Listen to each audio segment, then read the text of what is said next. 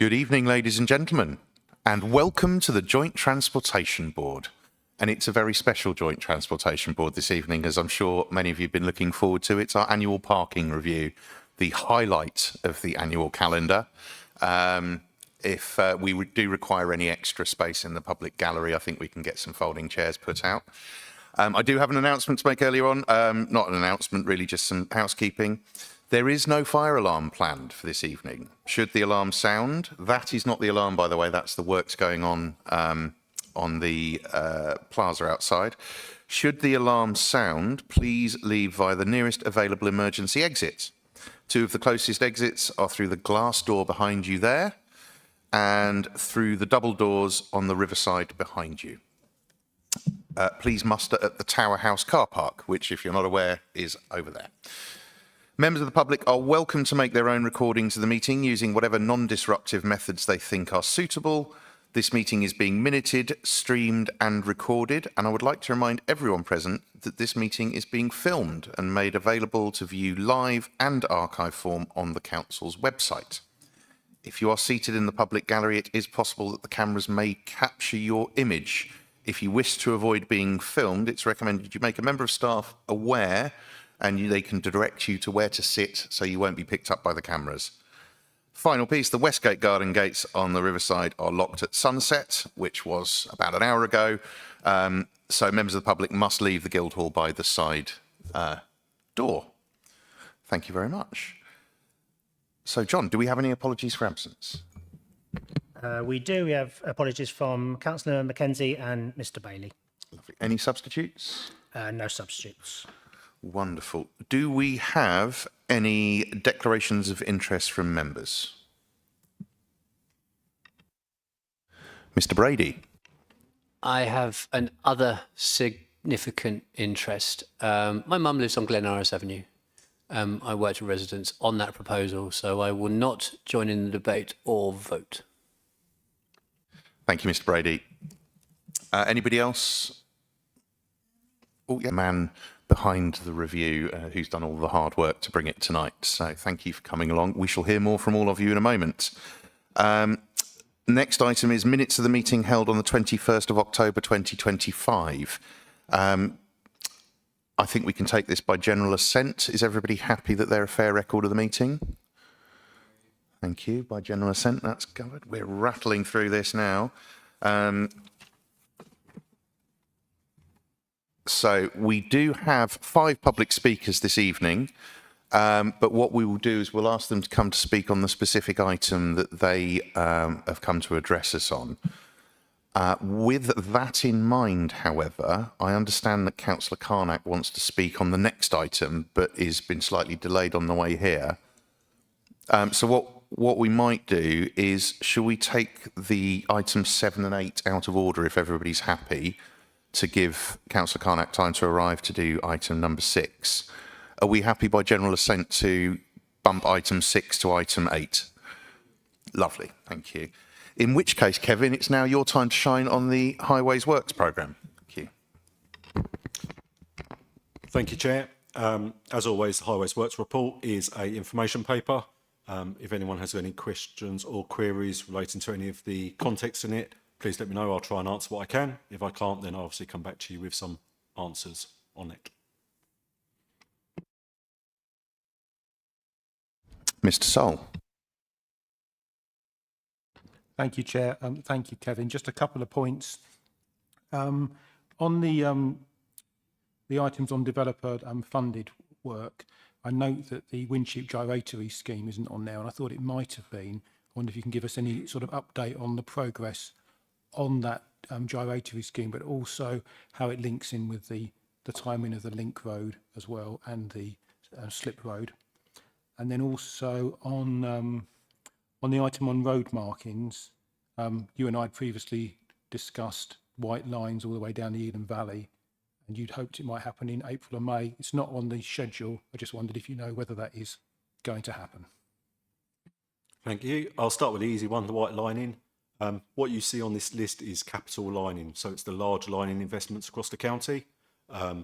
So this, what we call the small, just the kind of lining of singular roads, will not appear on that list. It's more of the kind of capital, replacing the lines, replacing the studs and kind of anything else that goes on it. The work that we discussed is still scheduled in for April, May time. Depending on when that is taken, we are starting a new term maintenance contract in May. So we are trying to get it done in April. If not, it will be done under the new one in May. With regards to the gyratory system, I do not have an update. We discussed this at a liaison meeting last week, and I believe there is still some issues around kind of planning and trying to get dates, but I will make sure that there is an update requested for that. But I know also going on from that, there is kind of lots of works going around the ring road as well with gas main replacements and stuff. So we are trying to get it all squeezed in as and when we can.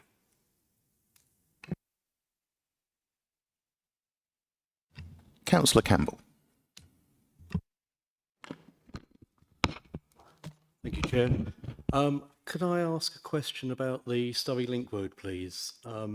It was reported at the KCC Growth Environment and Transport Cabinet Committee on the 13th of January that there was a 9.8 million shortfall in the project, and I was just wondering whether there was an update on that, because you were seeking a grant to plug that gap, and that was expected in January, but we haven't heard anything. I've not seen anything publicly on that.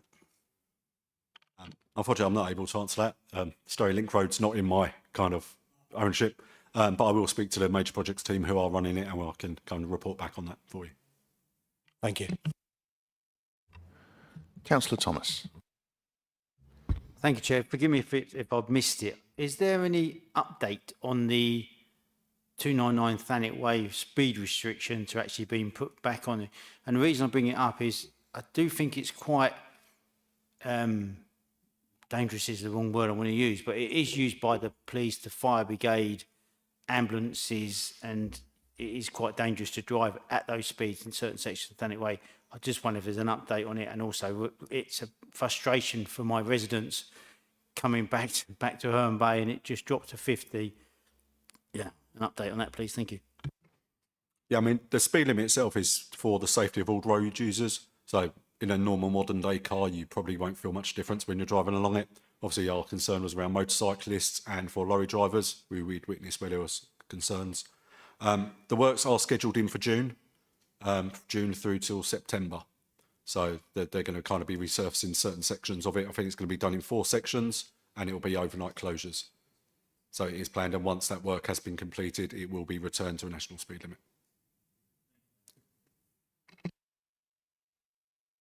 Councillor Prentice. Thank you, Chair. Just regarding the item, both items probably, the developer-funded Section 106 schemes on pages 24 and pages 25.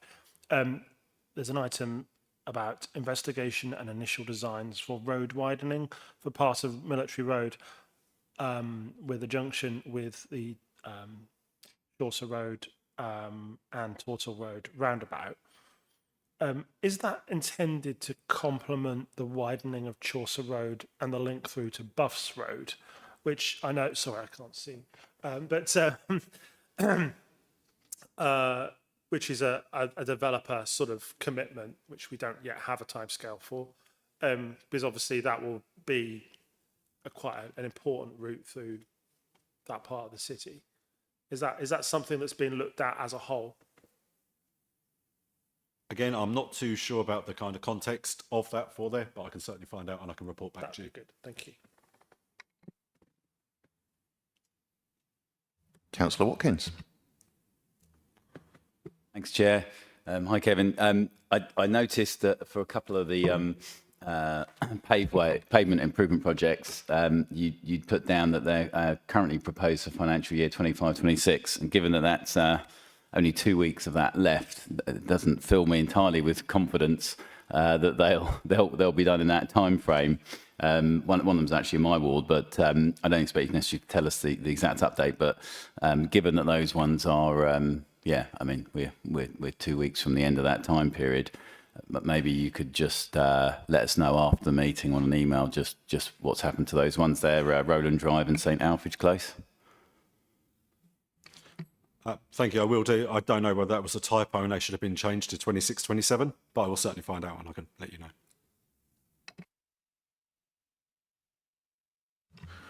Lovely. Any further questions on the updates?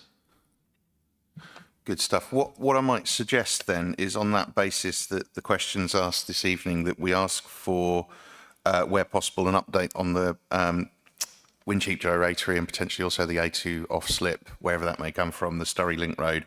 The A299, I think our next meeting is scheduled for June, so that will be the start of those works, but it might just be useful to get a scheduled update to say that they've started. And then I think if you're happy to deal with the Tortel Road and Military Road ones and the couple that Councillor Watkins brought up outside of this meeting rather than making those agenda items. But I think those larger ones, it might be useful to have those as agenda items at the next meeting, if everyone's happy with that. Excellent. Good. You look happy, certainly. Wow. Excellent stuff. Thank you very much, Kevin. Really appreciate your time coming to answer those questions. That moves us on to, just so you know, Councillor Carnac, we've moved yours. We might take the monitoring of previous decisions first, if that's okay, and that gives the officers time to shoot off, and then we can take your piece after that before we get into the review, if that's okay. Lovely. So we move on to the monitoring of previous decisions. And Ruth, are you going to introduce that, or do you just want to take questions if there are any? Do we have, I assume we've all read our papers, do we have any questions on previous decisions?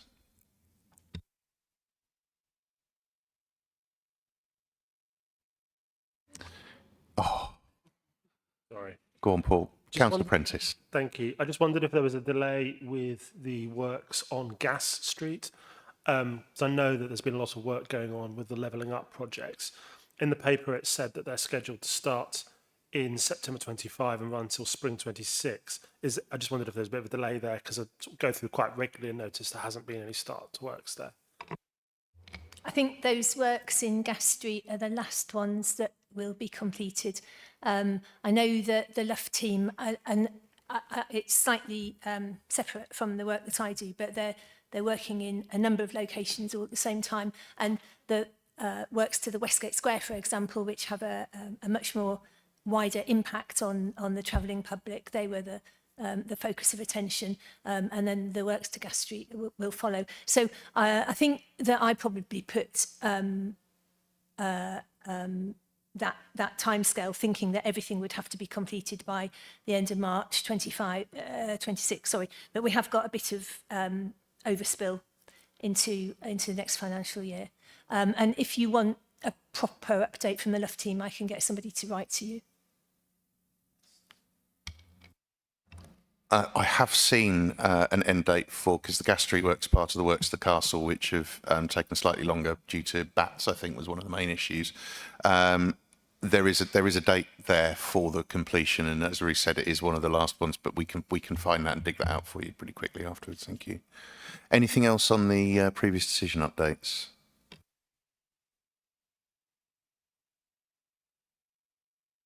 Excellent. Obviously, all very keen to get onto the double yellow line portion of the evening.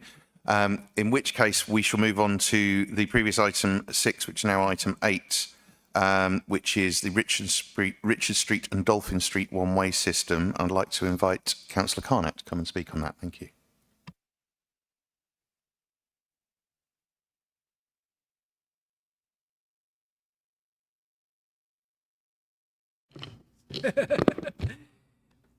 Good evening. I'm grateful that the Chair and Deputy Chair have agreed to ask KCC for an update on the one-way system in Herne Bay that was implemented a couple of years ago, and that the officer is here speaking to provide an update. Thank you. I'm speaking on behalf of residents who believe there are a number of remaining safety concerns on Richmond Street particularly, and also on Telford Street, with too many drivers still going in the wrong direction along the one-ways. They wish to know how these are going to be dealt with to ensure the events that I'm about to describe are stopped. There still appear to be a number of items listed on KCC's own road safety audit from April 2024 that are outstanding, including the installation of clearer signage, the removal of inappropriate signage, and the addition of signage to the splitter islands where there is a cyclist contraflow. When will these be implemented? We noticed last week that just one sign indicating a new road layout was removed, but it's doubtful that was causing confusion. Unfortunately, seeing drivers going the wrong way has become a normal event, and this is compromising safety. And I suppose we might say this is bad driving in Herne Bay, but it actually seems to be a bit more than that. It would be interesting to know if any penalty notices have ever been issued to any of those drivers for going the wrong way down the one-way streets. Just this past Sunday, 2 residents noticed the following as they sat in their car facing down Richmond Street towards the seaside, eating fish and chips. Around 10 vehicles were driven up from the seafront, and the drivers then realised they can't access the High Street that way. Some reversed dangerously to access Telford Street and the High Street via Dolphin Street. Given that the system has been in place for 2 years, there are still too many confused drivers. The residents said there were several others that drove past and then used the service station forecourt to access the High Street as they realised they were stuck. There are several reports of people trying to cross Richmond Street by the bus garage development, and fortunately have avoided being knocked over by cars driving the wrong way up Richmond Street from the park end. This has actually happened to me. On one occasion recently, a vehicle was even seen driving the wrong way through the Splitter Island. It's a common occurrence for people to drive the wrong way along Richmond Street in both directions, including ambulances, driving instructors, and there was the case earlier this year where a lorry got stuck in Telford Street and wrote off a parked vehicle after it went the wrong way. I'm regularly sent photos of these incidents, which I'm happy to pass on. On a regular basis, the Splitter Islands as well, on either side of the High Street junctions with Richmond Street, are blocked by parked vehicles or delivery vans, which are parked right up tight to the island so a bike couldn't use the path. And this could probably do with much more enforcement. Please, can you look again at these safety issues? Thank you. Thank you. Kevin, do you want to respond to that? Thank you very much for your concerns regarding Richmond Street. I have made a note. I wasn't aware of the outstanding issues on the road safety audit, but I will certainly take them up with the team, and we'll ensure that for the next JTB or before that, we'll make sure a full update comes out. We can assign you. With regards to the drivers driving the wrong way and how many fines have been issued, that would be down to Kent Police. We wouldn't hold that information, but the police would. But I'll certainly find out and come back, report back on that for you. Thank you, Kevin. Mr. Chamberlain. Yes, thank you. This is also an issue that I've raised on the Highways Improvement Plan, especially following the HGV going up the wrong route. We have achieved a sign that says no HGVs, but I'd very much like to call upon a full review of the one-way system and would like to request that it's more than just some feedback. I think we should have a full review. It's constant. It's a niggle for residents. The system just hasn't quite worked. I'm very happy to suggest that as chair and perhaps as incoming chair, Mr. Chamberlain, that both of us write a letter to the Cabinet Member for Transport at KCC suggesting that. Is the rest of the board be in support of that? Requesting a full review, and perhaps if Councillor Carnac could provide her excellently researched detail, we could include that. And I'm very happy to write forward. Mr. Chamberlain. I'll hand deliver it. Yes, I believe he's known to you. Wonderful. I will take that as an action, and we'll get something drafted and circulated to the board, and request a review, and ideally with hopefully something to report back in June for the next meeting, where you will be chair, Mr. Chamberlain, I believe. I will look forward to it. Thank you.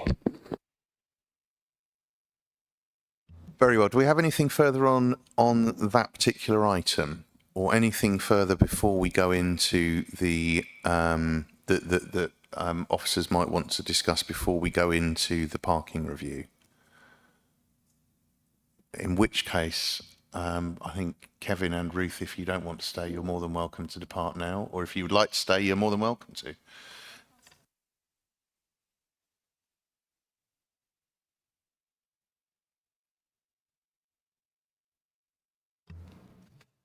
Wonderful. In that case, we move on to item 9, the annual parking review. As I mentioned earlier on, we have 5 public speakers, and the way that we've done things in recent years is if there are no significant objections, no public speakers, and if everybody agrees with the officer recommendation, then we will take that particular item by general assent and move on to the next one.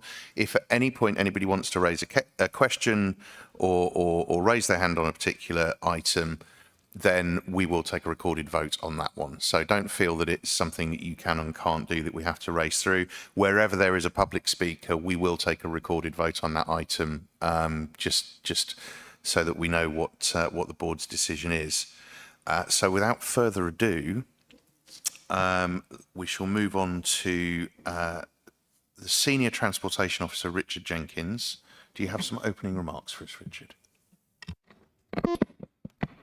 You're making all sorts of noises.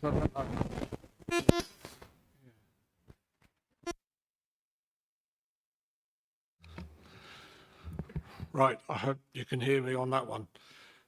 Yes, I think most of you are familiar with the annual process of running through the requests that we had for changes to parking restrictions during last year, which is why it's the annual parking review 2025.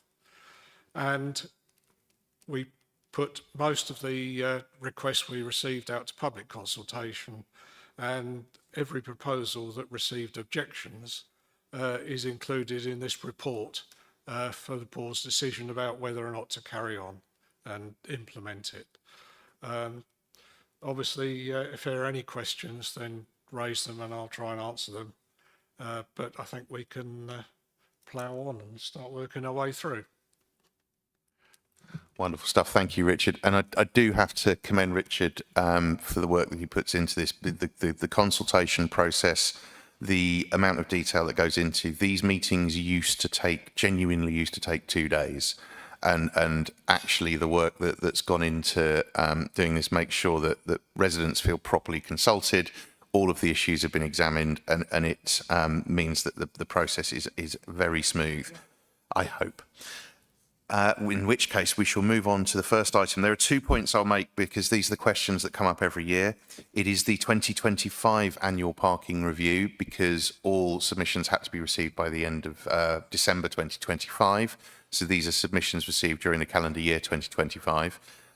If there is nothing here and there is anything you would like to be considered, then they need to be submitted during this calendar year for consideration at this meeting next year. This doesn't mean that we don't do anything during the course of the year, but the vast majority of them that require consultation, it's easier to run one consultation with all of them at one time rather than consulting throughout the year on each change. The other one is that the numbers next to each one are not sequential because they are listed in the order in which they are received and listed in your papers geographically. That's certainly a question that I know I asked a couple of years ago, and I always make sure to remind people so we can not go to it. In which case we go to number 117, Pilgrims Way, Canterbury, pavement and verge parking, ban to control parking on verges.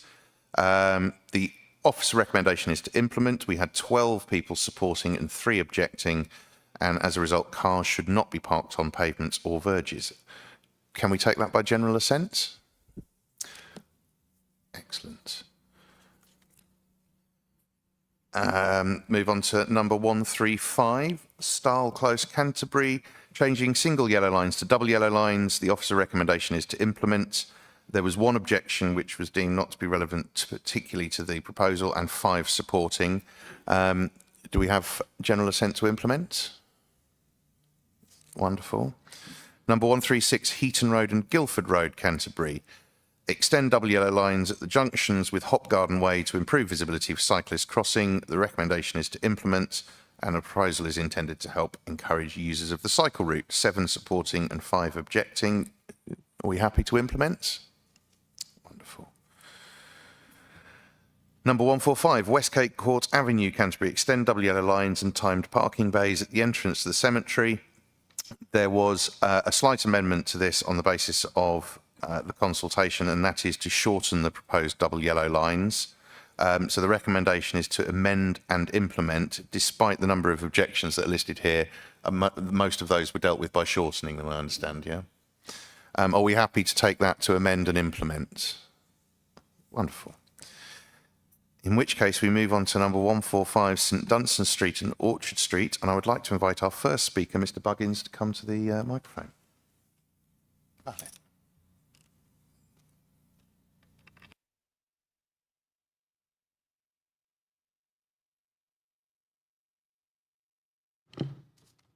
Good evening.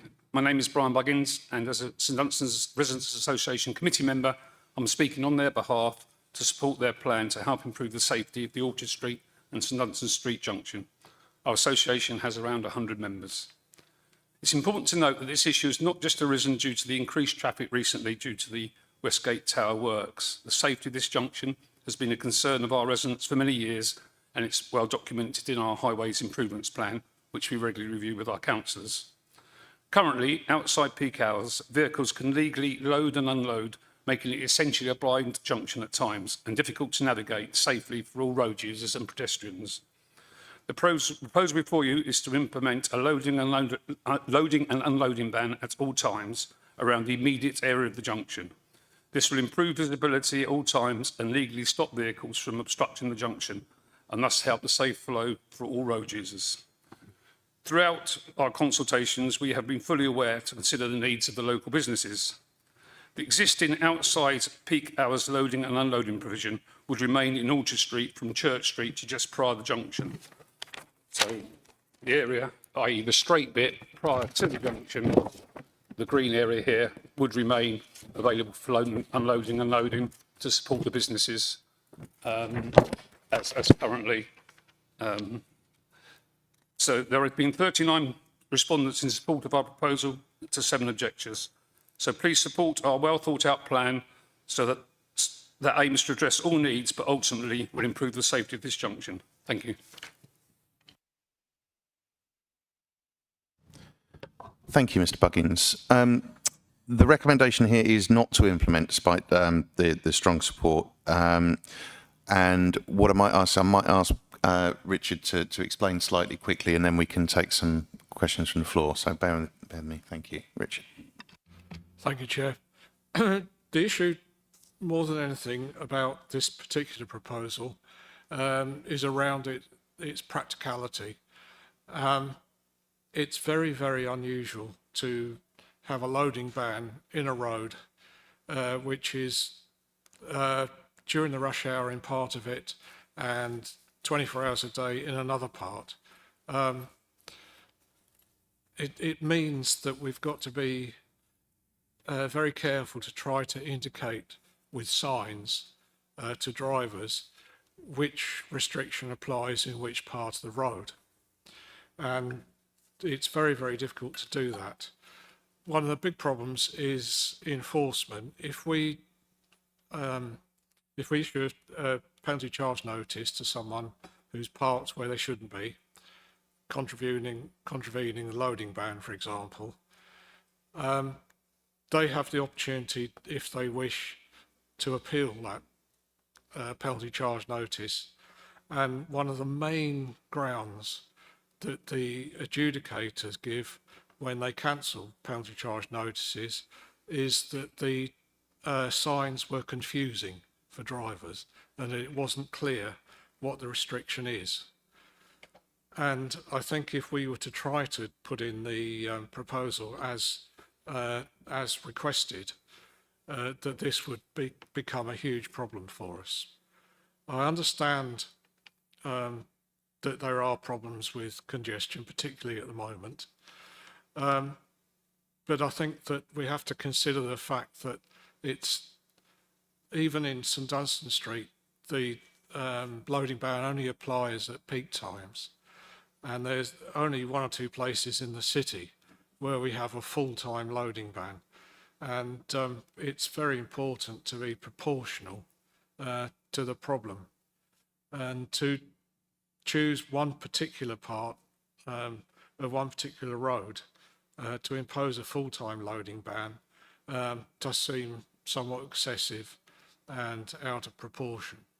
And those are some of the reasons why we don't feel this proposal is appropriate. Thank you, Richard. Mr. Brady. Thank you, Chair. I strongly support this proposal. For many years, not just because of the work here, but for many years, there's been an issue with safety at that junction. Lorries should not be parked at a junction blocking one side. What we see is cars will then overtake that lorry, be on the other side of the road at a junction, and then a car will need to turn in. It's incredibly dangerous for pedestrians, cyclists and motorists. It's been on the Highways Improvement Plan for a couple of years that I helped develop. And with KCC officers, we can't find another mitigation. It'll either be widen the road to then put an island in, they'll be expensive and there'll be upheaval. This is a simple solution. So I worked with the Residents Association. The Residents Association went to their members to consult on that, to try and find out what they believed could be a mitigation for that. And there were concerns, which you will see from some of the objections, who didn't understand that it's not banning the shop from having any deliveries. They can have deliveries 30 metres further down the road. So they were sensitive to those issues. They put forward this proposal, and I find it, so obviously 39 for and 7 object, but I find it quite concerning that we are allowing vehicles, lorries, to park at a junction, which is a very dangerous situation. We are putting the argument that we can't put clear signing in ahead of safety of vehicles, pedestrians and cyclists, which should be the most paramount and the most important thing that we're looking after on our roads, to be able to make them safer for those road users. And we can have very clear signs. We can get in front of the challenge of the signage wasn't clear by having incredibly clear signs. You cannot load and unload here. So I don't understand the challenge there, because there must be a way to get in front of that. You're not allowed to block school entrances, and there's clear signs there. Do people appeal that to go, I didn't know? So I strongly support this. I urge members of the committee to support it also, and we can find a way to make that signage clear. Thank you, Mr. Brady. Members aren't limited to 3 minutes, but I would ask you to try and keep your comments as close to that mark as possible, since we've got a lot to get through. Councillor Buckman. Thanks, Chair. I think I'm going to agree with the Speaker and Mr. Brady on this. When I come past here in the evenings or in the mornings, you need the double yellow lines there. The vans that park on the corner, it blocks all the traffic. It's dangerous to cyclists and pedestrians. And I think, you could always speak to the shopkeepers, the owners of the shops there, and if he wasn't going to do anything because it's unenforceable or hard to enforce, I think we might as well go home now. Thanks. Councillor Bland. Yes, I agree with my colleague Councillor Brady on this proposal as well. I frequently over the years have driven down Orchard Street because of free parking further up to go to the local shops and so on and so forth, which means that you come out to actually get back onto the main highways. It's often a very dangerous and tricky exit there. If you're going right, there's often cars and vehicles parked a little bit on the left in St Dunstan Street, which means it's really difficult to see oncoming traffic from Westgate Towers. And if you've got vans parked on the other side of the road because there's deliveries going on or whatever, it becomes almost impossible to see oncoming traffic coming down towards Westgate Towers, which means you edge out really carefully. And unfortunately, there are some people that do not abide by the 20-mile-per-hour limit, and they are racing up and down St Dunstan's Road, and I wish we could actually enforce that a bit more strongly. The consequence of that is that you could indeed, you can envisage collisions all the time there, and there are times when people have to make quick stops because of that kind of circumstances and so on and so forth. So I kind of agree it would be better to have a very clear prohibition full-time, and I agree with Councillor Brady that clear signs could be done about that. And I know perfectly well that some people aren't going to abide by it. We know that happens, and we are going to have to enforce it. But it would be better for safety reasons and for everybody that uses that area and local residents too, to actually have something that actually makes it a bit safer to come out of Orchard Street onto St Dunstan's.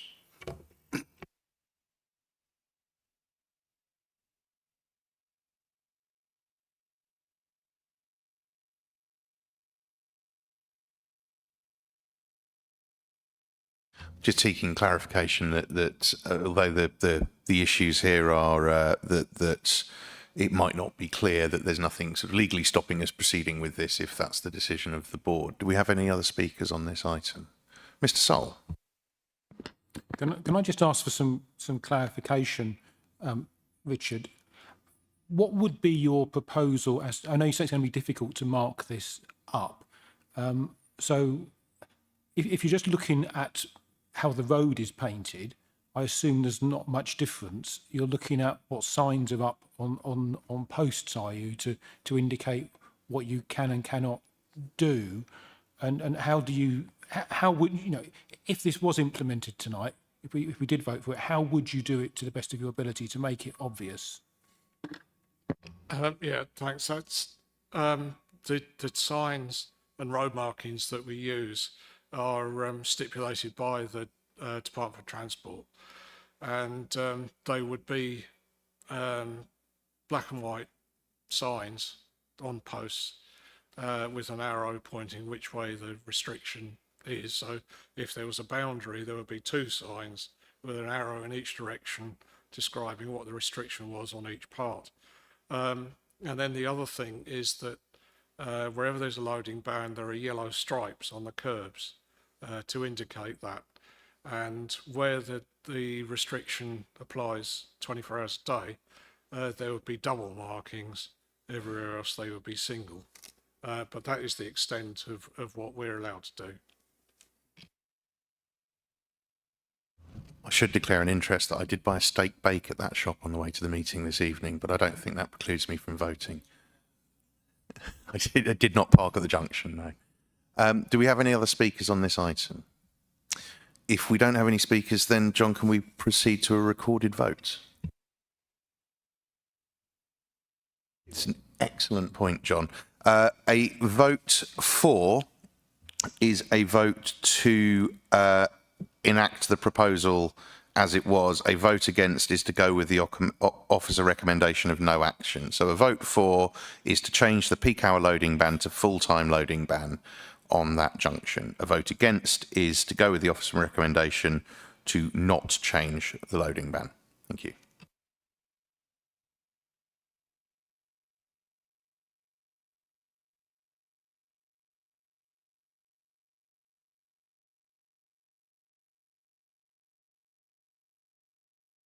And that's carried unanimously.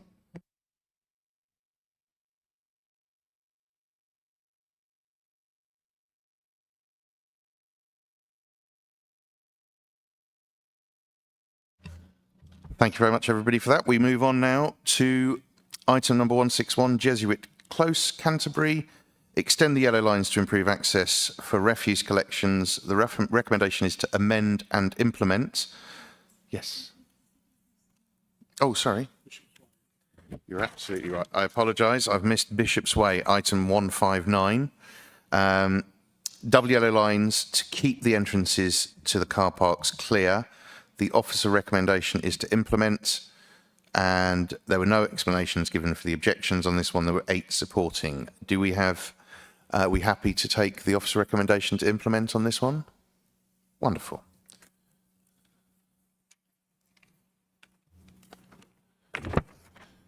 In which case, we shall now move on to item 161, Jesuit Close, Canterbury, to extend the yellow lines. The officer recommendation is to amend and implement, make the new yellow lines at the top of the road single rather than double. The restriction is intended to prevent obstruction of refuse collection vehicles. We had 3 supporting and 1 against. It was requested by the ward councillor. Are we happy to take that recommendation? Wonderful. number 173, various in Canterbury to discontinue on-street business user permits. This is a proposal from Canterbury City Council Transport and Environment, and unsurprisingly, officer recommendation is to implement. This will stop encouraging business employees to park in residence parking zones. Which one did I miss, sir?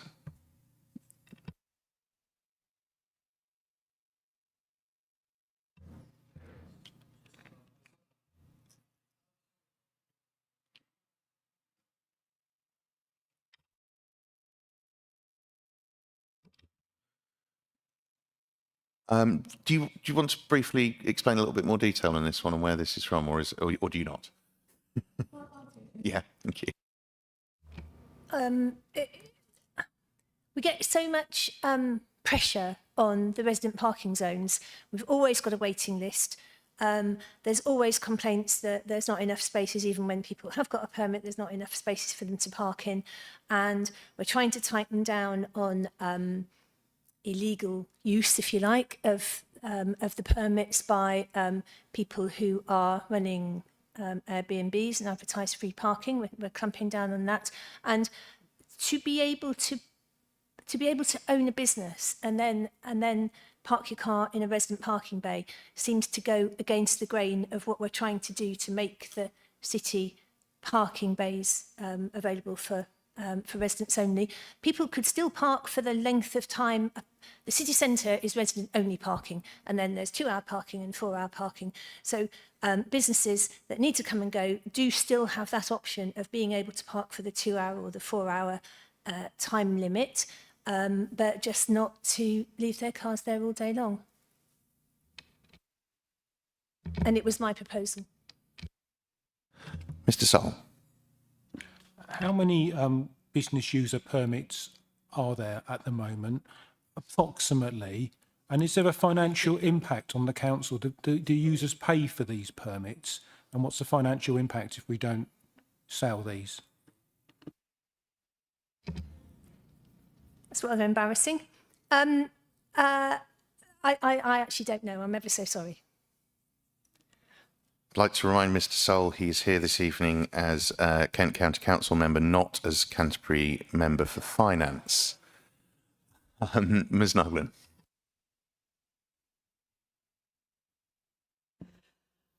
I'd support this because a lot of residents are very grumpy about the fact that they have a residence permit that they've paid for and they can't park outside their front door, blah, blah, blah. And also, if people want to park all day, they should be using our park and rides. So I actually support the officer's recommendation. Thank you. I will suggest, unless there are any comments, that we do go to a recorded vote on this one, because I think that there were more objections received, and I think we've had a couple of questions on it as well. So a vote for is to go with the officer recommendation to implement and discontinue on-street business user permits, and that will encourage people not to park in residence parking bays. A vote against is to continue as things are. Thank you.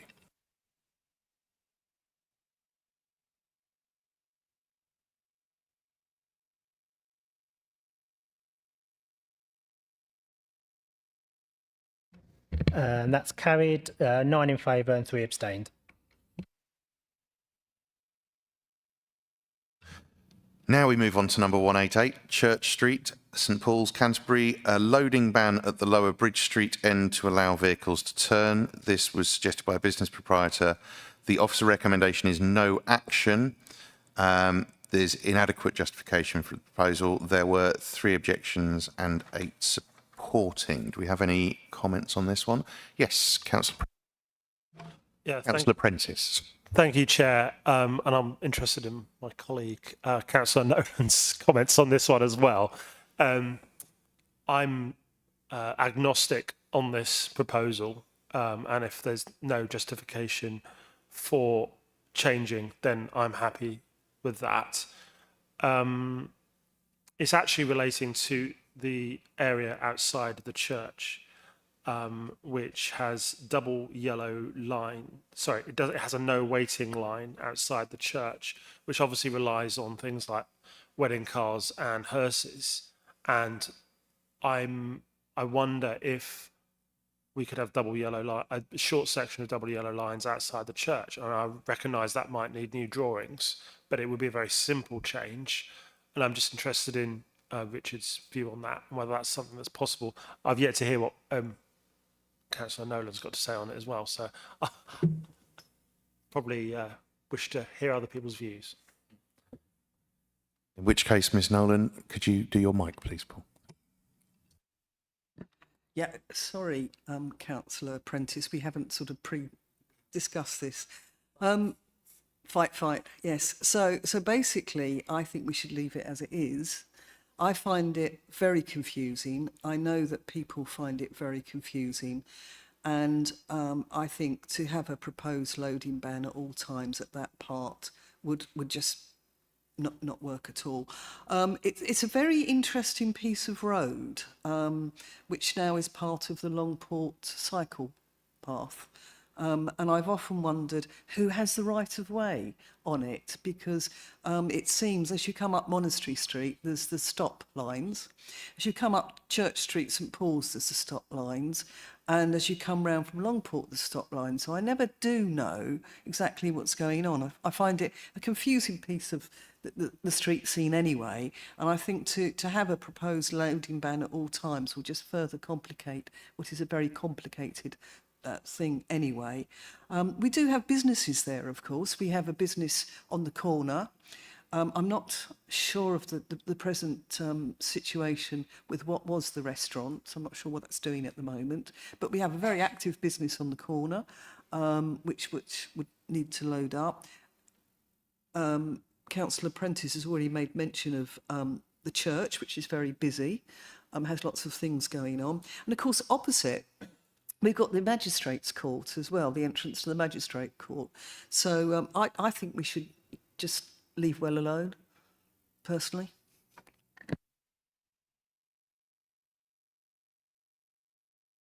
Thank you. Any further comments on that one, or shall we?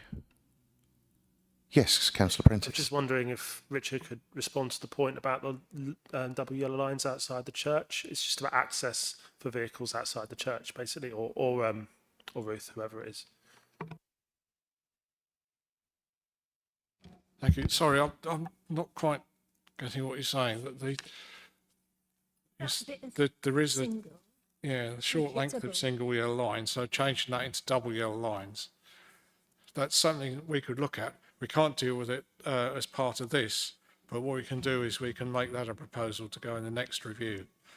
So it'll come to if there are objections, it'll come to the board this time next year.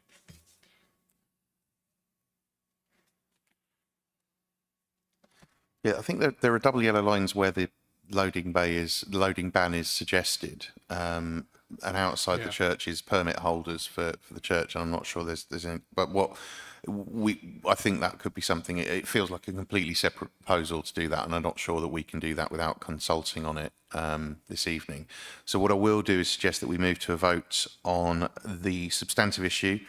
And a vote for will be a vote to agree with the officer recommendation that no action is taken and a loading ban is not implemented. A vote against is to implement a loading ban at the Lower Bridge Street end to allow vehicles to turn. Thank you.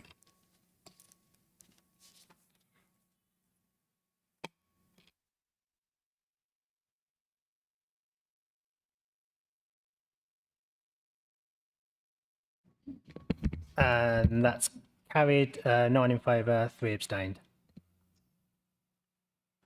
Thank you very much. We move on to 219 Salisbury Road and St Michael's Road, Canterbury. Double yellow lines by the bollards at the road closure to maintain access for cyclists. The recommendation is to amend and implement and reduce the length of the yellow lines. And as I understand it, that was the substantive element of most of the objections. Do we have any comments, or are we happy to take that on general assent? I thought the speaker was on the next one.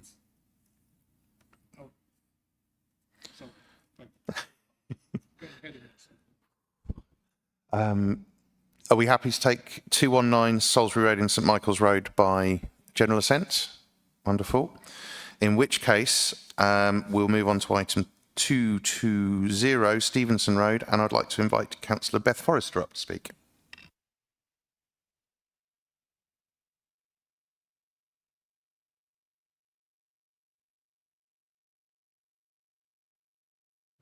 Thank you, Chair. I'm here today as the Ward Councillor for St Stephen's to speak on behalf of residents of Stevenson Road who could not be here today in favour of this proposal. The officer recommendation here is no action, with the reason given as no consensus.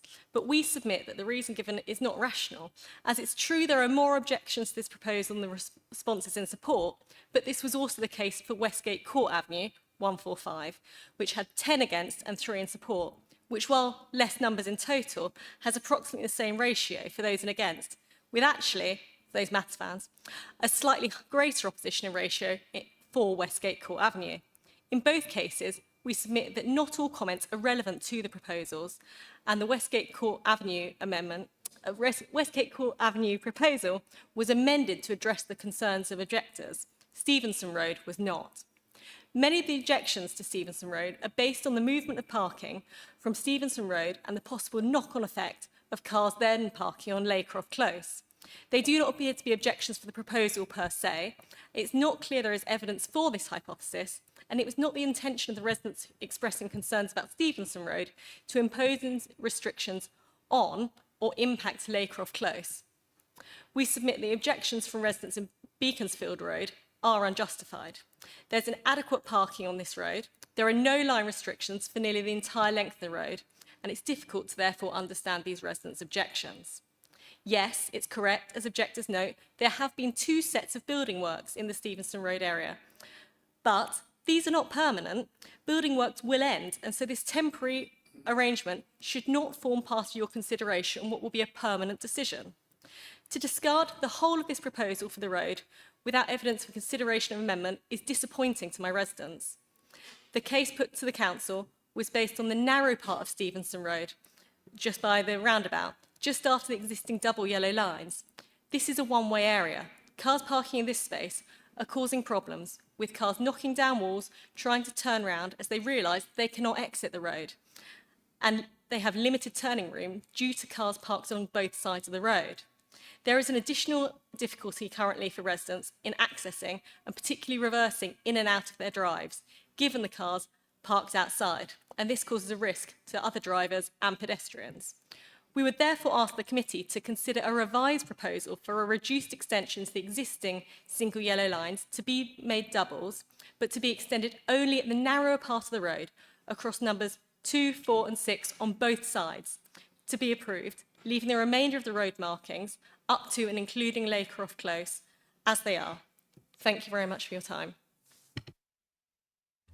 Thank you, Councillor Alston. Is it possible to get the map up on the screens for the discussion? Sorry, Richard.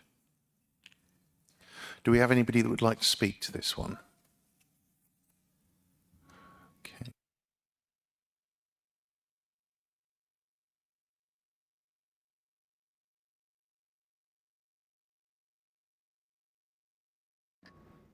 Yes, Mr.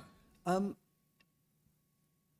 just trying to clarify in my head that Councillor Forrester was asking us to have a fresh look at this. Yeah, I think I was going to have a look at the map and suggest that maybe we suggest the we suggest having a look at what Councillor Forrester was suggesting, and then we can decide that we could decide not to implement but take away for another review. Or, I mean, it is within our power to suggest an amendment on the evening. But I don't know if members of the board would be happy to do that on the basis of this map. Okay. But if we can have a look. So are you across the suggestion of the amendment, Richard, or? Yes, I am. On the map, if you can see the mouse, we've got the one-way section of Stevenson Road here, which is currently covered by WL lines. And then the suggestion was that a fallback position would be to put WL lines outside numbers 2, 4 and 6. In fact, today I've been in touch with the person who put this forward in the first place, or one of the people that put this forward, who suggested that outside numbers 2 and 4 would be adequate. And that's number 2, number 4, and then number 6 up there. I think our feeling is that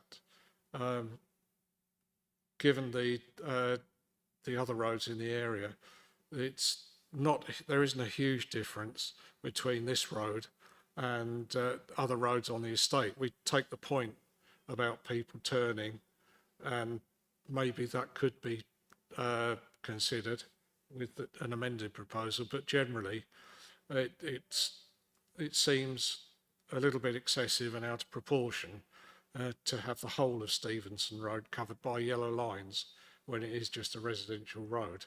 But that's our position, and it's for the board to decide.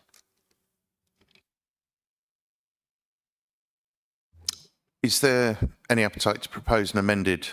Yes, Councillor Thomas. A comment more than an amendment, Chair. And basically, is there no signage saying that it goes to a one-way street? I don't know this area at all, so that's just my suggestion. I presume there is signage, but obviously it's not working. I think it's more about parking than the one-way system. That's the issue. I see what you mean. Yeah, I think it's more access, people coming in and out. But Mr. Brady? Thank you, Chair. I'm looking at the map and I can see the building number 2. Would we assume that the one next to it is 4, 6, 8, 10? So it'll be just at the top. It'll be number 2 and number 4, where there would be double yellows, where most of the concern, and a resident emailed me as well, registering an objection and a concern, and most of the concern is moving the issue to Laycroft Close. Now, if the proposal is amended to 2 and 4 with double yellows, that's quite a far away from Laycroft Close. And I'm sure if this proposal was to begin with, I'm sure we wouldn't have got as many objections. But that is hypothetical. So it could, as the officer has said, they spoke to the person who put forward this proposal, and instead of a sledgehammer to crack a nut, they said 2 and 4 would work. So I would propose that if there is a seconder. Second by Ms. Nolan, thank you. And it gets this through, listening to every resident's objections and supporting. And then this can come back if it doesn't work.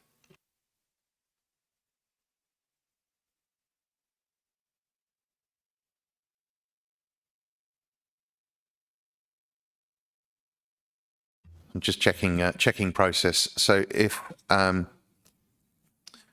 we're happy to suggest the board recommends an amended proposal to put double yellow lines only outside houses number 2 and 4, and that is the suggestion. Shall we have a vote on that one? The vote for is an amended proposal with double yellow lines outside houses 2 and 4.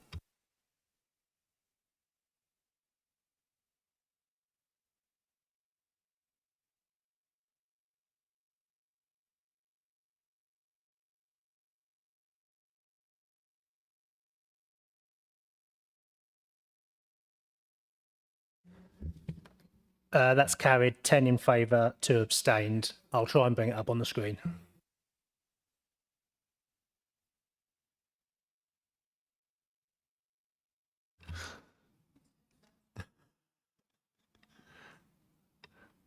Just for councillors, the Councillor Forrester's family album. Thank you. Thank you. Yes, Councillor Campbell. So just for the avoidance of doubt, are we saying outside 2 and 4 on both sides of the road? Yeah, thank you. Sorry, yes, confirmed. Outside 2 and 4 on both sides of the road.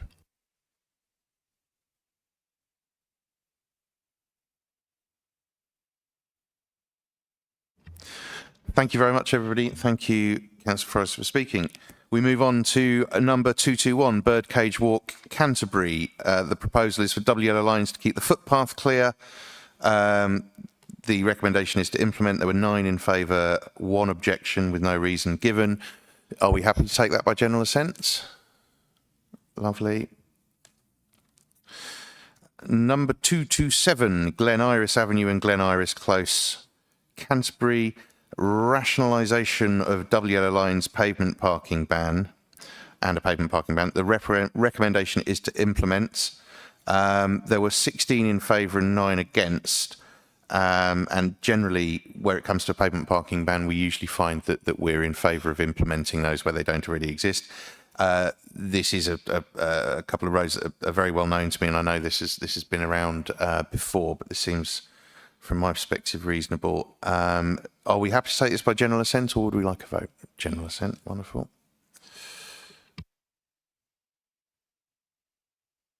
Oh, Councillor Brady, you may return. Or should we, by general assent, keep him out?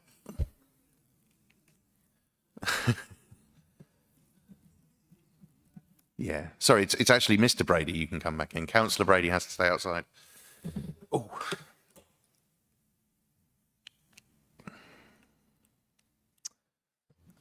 Very well. 238 St Thomas Hill, Canterbury, double yellow lines near St Edmund's School. The recommendation is to implement. The 1 single objection was not relevant and 15 people spoke in favour. Are we happy to take that by general assent? Wonderful. Number 243, North Holmes Road, Canterbury, change restriction in electric vehicle charging bay. This was a slightly contentious one, and I should explain, even though there were 4 objections and 2 in favour, this is simply changing the restriction, not removing the bay, and the objectors felt that the bays would be removed, and it's been explained that the bays will be retained. Sorry, Richard, yes, please. Yes, just to clarify, on these, there are a number of these electric vehicle charging bays, and I'm not totally sure why, but certainly some people were under the impression that we were looking at taking the bays away. In fact, all that we're doing is we're just rationalising the restrictions to get a little bit of consistency. And what we're trying to do is to make the restrictions similar to the rest of the residence parking zone in which they are, but taking into account the needs of people to have enough time to charge up a car. In most cases, what we're doing, we're making, although there is a time limit already, we're saying at the end of that time limit, there's a period when people can't return, in most cases in 4 hours, before they charge again. The other thing is, in Canterbury, we were looking at saying that the charging bays were for permit holders for the zone in which they were located. But there's been some discussion about this, particularly in Queen's Avenue, where there's one right on the boundary of St Dunstan's and Holy Cross. And what we've decided is that people who have on-street parking permits in Canterbury, anywhere in Canterbury, would be allowed to use these charging bays. It wouldn't be restricted to that particular zone. Thank you, Richard. Yes, you'll see a few more like this coming up as well. Are we happy to take this on general assent, or would you like to go to a recorded vote? General assent? Councillor Brady. Yeah, just there's a EV consultation at the moment with KCC. I think it's still live. It's to all residents to look at, put suggestions for EV charging on roads. And I think this is going to be pump primed. There's lots of money going towards it. So I just thought I'd signpost that, because if people think incorrectly that we're taking them away, KCC and Canterbury are working to put more in. Yes, Ruth. Yeah, I was going to say that as well. And the first tranche of those in the Canterbury district should be done this year, according to the team from Kent who are doing the work. So there's I think 12 more sites across the district. When we put these original ones in, it was 7 or 8 years ago, there were lots of objections to putting, to reserving parking bays for electric vehicles. Now it's the other way around and people are clamouring to have them put in. And Kent County Council is doing that with the money that's been made available. Thank you. With the exception of using the term pump prime to talk about EV charging, are we happy to take this one on general assent? Wonderful. Only 15 more pages to go. Number 244, Westgate Hall Road, Canterbury, change restriction in electric vehicle charging bay. The recommendation is to implement. There were 4 in favour and 1 objection. Very good, general assent. Number 245, Beverley Road. Surprise, surprise, change the restriction in electric vehicle parking. There were 5 in favour and 5 against, and I think, again, some of the objectors are under the false impression they were to be removed. Are we happy to agree? Thank you. This brings us to item number 246, Queen's Avenue. We have a... so shall I throw to you, Richard, and then we'll hear from the speaker? Yes, well, I think my previous comments relate to this one as well. So, Okay. Yeah, that's fine. In this case, can I ask Mr. Bishop to come and speak to this?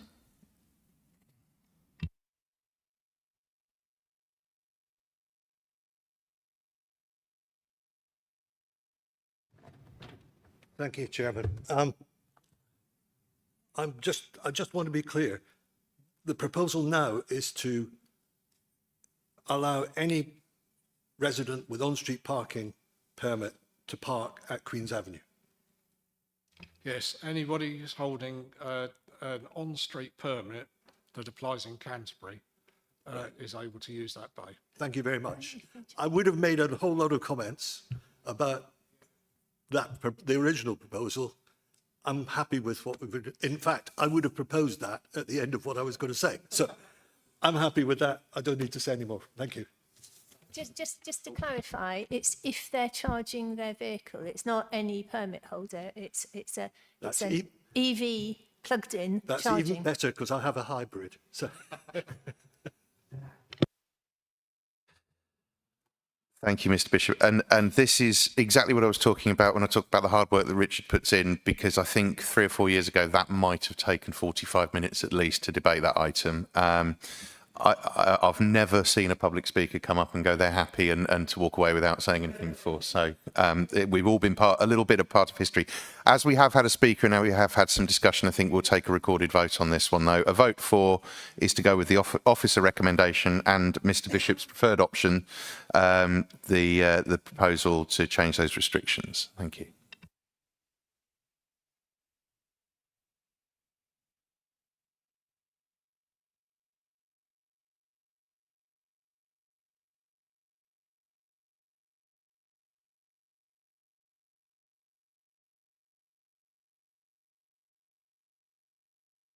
And that's carried unanimously. There we go. Wonderful. The power of oratory there. Number 251, Upper and Lower Bridge Street, Canterbury, new taxi ranks. We're told the objection is not relevant. This is submitted by Canterbury City Council licensing. Do we have any speakers on this, or are we happy to go with the implementation? Yes, Mr. Councillor Thomas. I didn't pick up on this, Chair. I'd need to declare an interest. My brother is a taxi driver, so just to clarify, I would abstain on this one.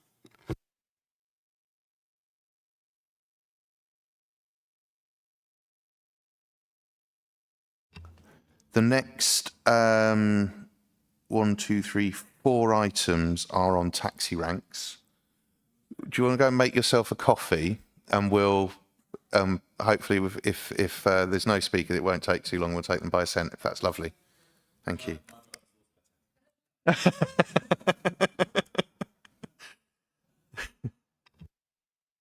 Now that Councillor Thomas has absented himself, are we happy to take this one by general assent? Lovely. And item number 252, Kingsmead Road and Flag Iris Avenue, new taxi ranks. The recommendation is to amend and implement to make the ranking Kingsmead Road only apply at night. We had 7 for and 4 against. Are we happy on general assent on this one? Lovely. Number 253, Tower Way and Castle Street, new taxi ranks. The recommendation is to amend and implement no action on Tower Way and implement Castle Street, which I think deals with the objections that were received on the original proposal.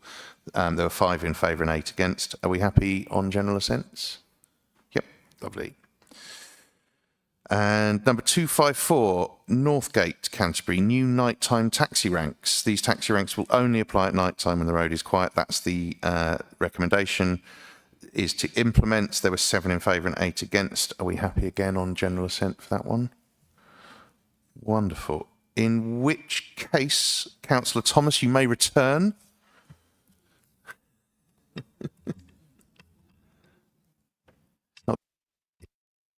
Oh, got in a taxi and gone home. Yes. Can I just say that a lot of people were very happy that the nighttime taxi ranks are going to be reinstated, because I've had lots of inquiries about sort of anxious people, because I know we still are fairly much a sort of young student city, and I know that young people like to share a taxi home and so forth, and several people have got very upset by the one in Tower Way disappearing because of the works, and I've assured them that it would return, and so it has tonight. Yes, so that's brilliant. I'll tell them it was all my work here. Thank you very much, BJ. Yeah, absolutely. I mean, we see these as items that we take by general assent, but there's a huge amount of work goes into these and a lot of consultation as well. And I think you're right, but a lot of people will be very happy with these. Mr. Brady?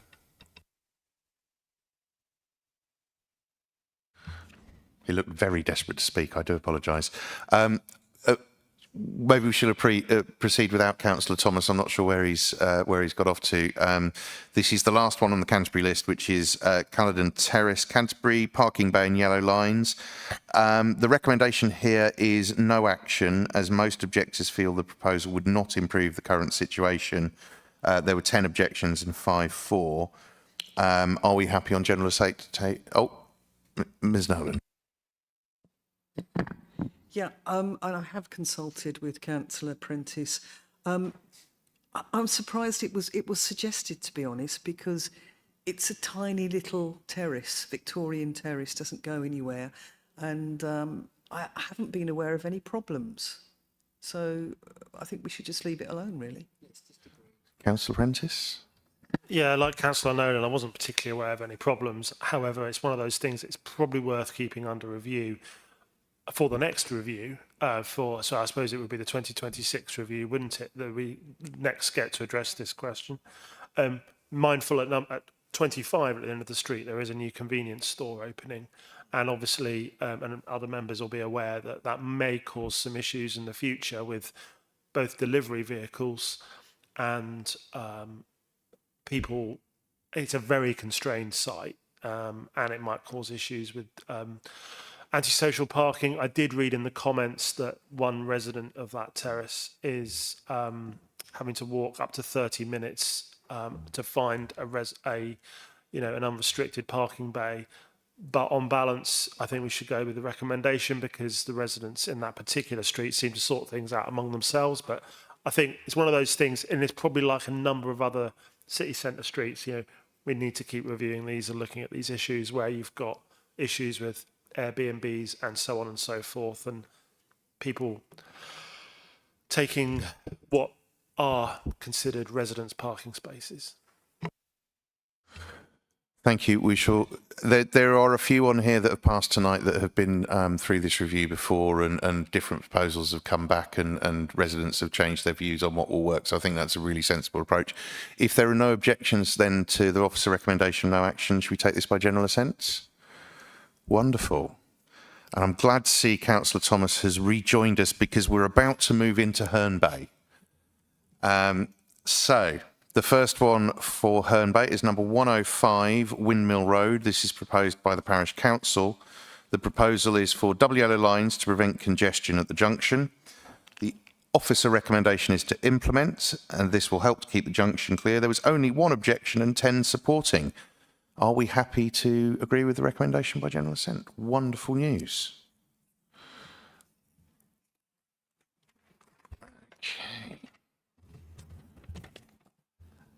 And item 108, Stanley Gardens, Herne Bay. Councillor Thomas would like to speak on this one. So as you make your way up to the dais, the proposal from a resident is for double yellow lines and pavement parking ban to control obstructive parking. The recommendation is to amend and implement pavement parking ban only, as cars should not be parked on pavements, but not to have double yellow lines. It was an even split, 17 for and 18 against. And Councillor Thomas no doubt will enlighten us to the arguments. Well, I'm on the fence on this one myself, Chair. I called it in because it was a bit controversial. I have spoken to the officer. I think we just need to stick to the officer's recommendation and review it for next year. Whether or not we need to put, I was toying with putting either single yellow lines or double yellow lines around the centre to try and encourage people not to park there because there isn't enough room. It may become an issue with the fire brigade if people are double parking. That may come to fruition. So I'm happy to go with the officer's recommendation. It's something I will monitor for next year. Thank you, Chair. Thank you. Would anybody else like to speak on this one? I think we'll have a recorded vote. This is to amend and implement. It's a pavement parking ban, but no double yellow lines. As you say, Councillor Thomas, let's see how the pavement parking ban works out and if that improves things. And then we can always come and revisit it. So a vote for is to amend and implement as per the officer recommendation.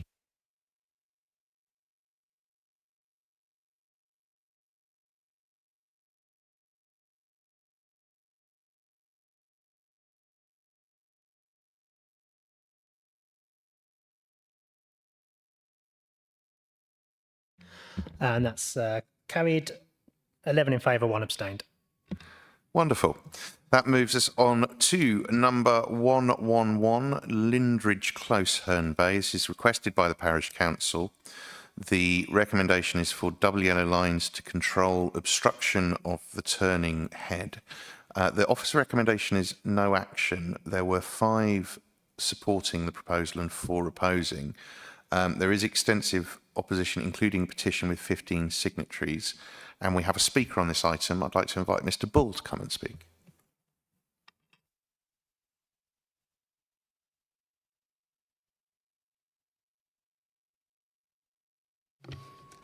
Thank you, Mr. Chair. Good evening. I'm anxious not to say anything that would dissuade you from following your advice.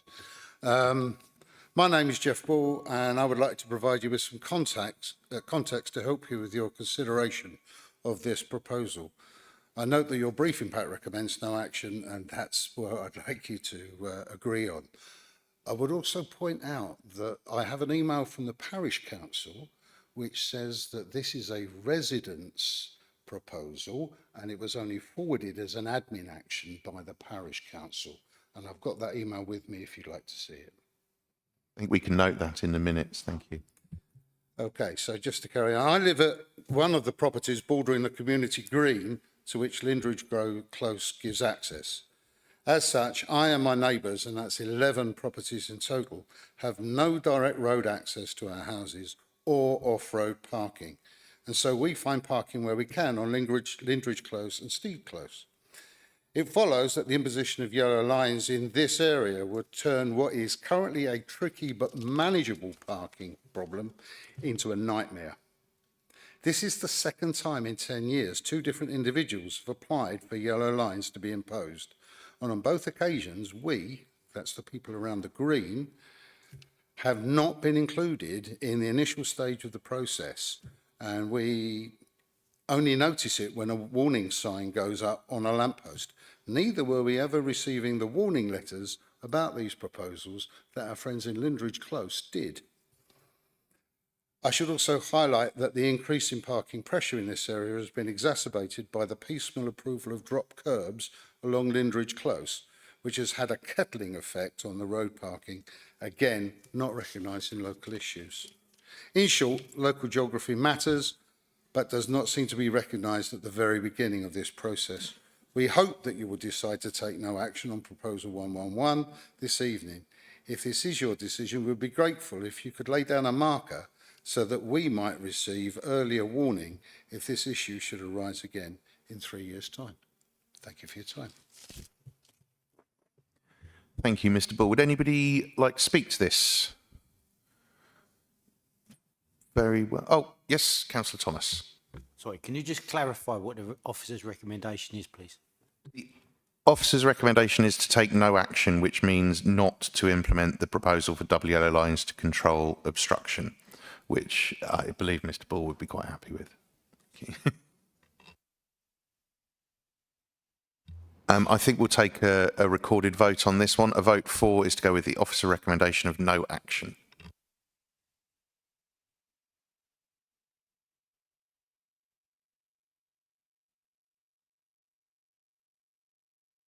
And that's carried unanimously.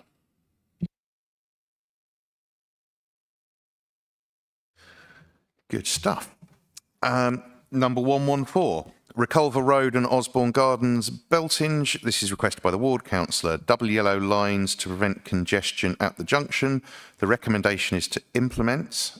Cars should not be parked on junctions. Revolutionary stuff.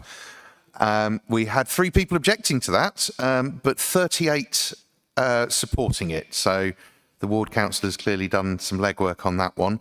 Are we happy to take this by general assent? He says whilst trying to find his voting button. Number 122, Cliff Avenue, Beltinge. Double yellow lines at the southern end of Cliff Avenue. This was also requested by the ward councillor, but the recommendation is no action. There are objections from residents and no clear justification. There were 5 supporting it and 6 against it. Do we have any speakers on this one? Yes, we do, Councillor Watkins. Yeah, thanks, Chair. Just some background on this one.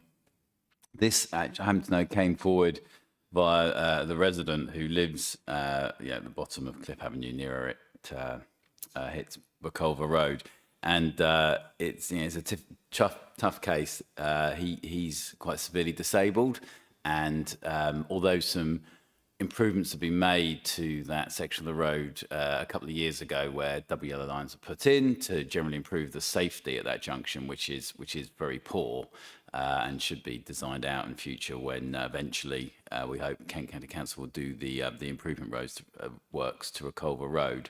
Although that's been done, he still has a lot of difficulty getting access to his garage, and that therefore means that he's not able to get in and out of his house as often, and that has all sorts of ramifications for him as it would for anyone. I suppose so I just mentioned that I don't have I mean, looking at the complaints about it, there's some fairly detailed comments in there about some people, although they agree with the principle of it, object to some of the detail and make other suggestions for it. I wondered for Richard, where you have this situation where someone's making a specific change to parking rules specifically for them, but they have a very difficult personal situation to manage. What do we do for people generally in that situation? Do we literally just say tough luck, or will we make a change and then maybe 5 or 10 years hence, when that resident's no longer living there, we change it back? I'm just curious to know, but that's the background, which hopefully is helpful for people. Yes, I think, to be honest, the issue is access to and from a garage and access to the highway, and that's actually protected under law, and it's obviously we need to maintain access for anybody to access the road, to drive in and out. I don't think we'd make a big distinction. Obviously, we'd be sympathetic when we have a request from someone who is disabled, but we've had a lot of criticism from councillors in years gone by for bringing forward proposals where yellow lines were going to be put in for the benefit, and this isn't particularly relevant to this case, but where yellow lines are put in purely for the benefit of one household to make it easier for them to drive in and out. there are things we can do. We can put in access highlight markings to make it clear to drivers that if they park there, they will be blocking an access. So we are prepared to do things, but we're very cagey about doing things just for one household. In this case, we weren't quite clear about how what was being requested was going to help the applicant. But it's a decision for the board. If the board feels it should go ahead, then that's fine. But under our judgment, we felt that it wasn't appropriate. Yes, Mr. Sol.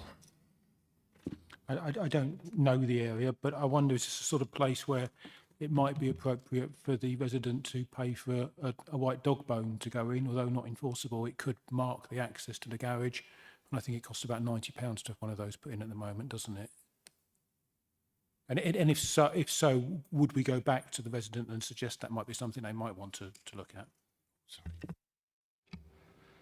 Yes, we can do that. I mean, we have got a system where a charge is made for providing that service, but we could certainly consider making a discretionary exemption for a deserving case.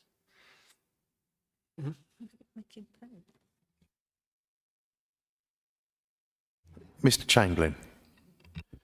Yeah, thank you. I'm not quite sure where to go with this. This is such a funny junction, you know. I'm just wondering what the impact do you think might be on the cars coming in and out of there on this proposal? I'm trying to think about the bigger picture on this one.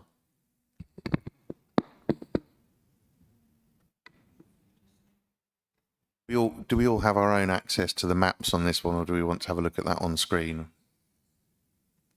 Should we have a quick look on the screen? Thank you. Just for while this is happening, for those who aren't initiated into the vagaries of road markings, a dog bone is a road marking, a white line with two smaller white lines at each end that you will put to signify an entrance or whatever, and that's what people are talking about. Mr. Sol wasn't suggesting that they're paying for pet shop products.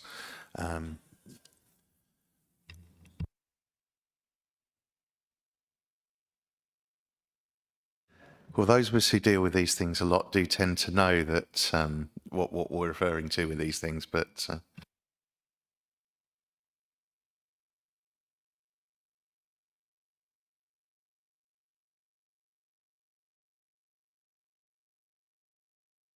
It would be helpful if we just talk you through what the proposal is, because I don't think it's that easy to see at that scale on the screen. So there's existing double yellow lines at the junction, and then going north, the proposal is to remove some yellow lines and then leave a bit of yellow line. Where does the gentleman live? Here, and that's the garage. One. Yeah. And the garage is So this is just south the of one. property concerned, and this is the garage which has Oh, not access. number one. Sorry, he doesn't live at number one. Yeah. And the proposal is to put yellow lines outside and opposite. That's the request, to put yellow lines outside and opposite his garage. But that's quite remote from the junction. I think that one of your concerns was whether the junction, whether we were talking about improving safety at the junction, and it doesn't make any difference really. Mr. Sol. Can I just propose then that we just put a dog bone in and just get the paint out and do it, and don't worry with the paperwork?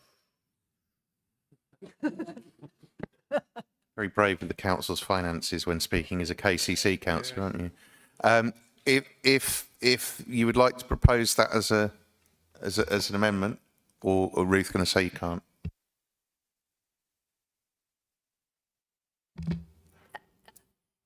We can. Of course we can. We can propose what we want. We do make a charge for them normally, but if it's instead of yellow lines, that might be a way forward. Yeah. Well, let's go through the process then, Mr. Sol.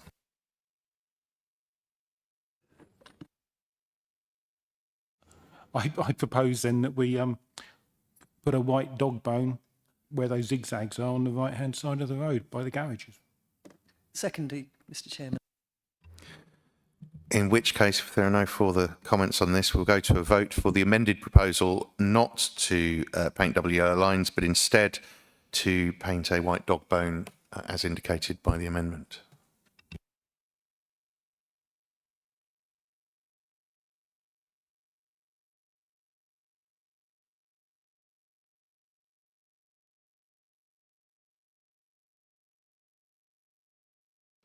And that's carried unanimously.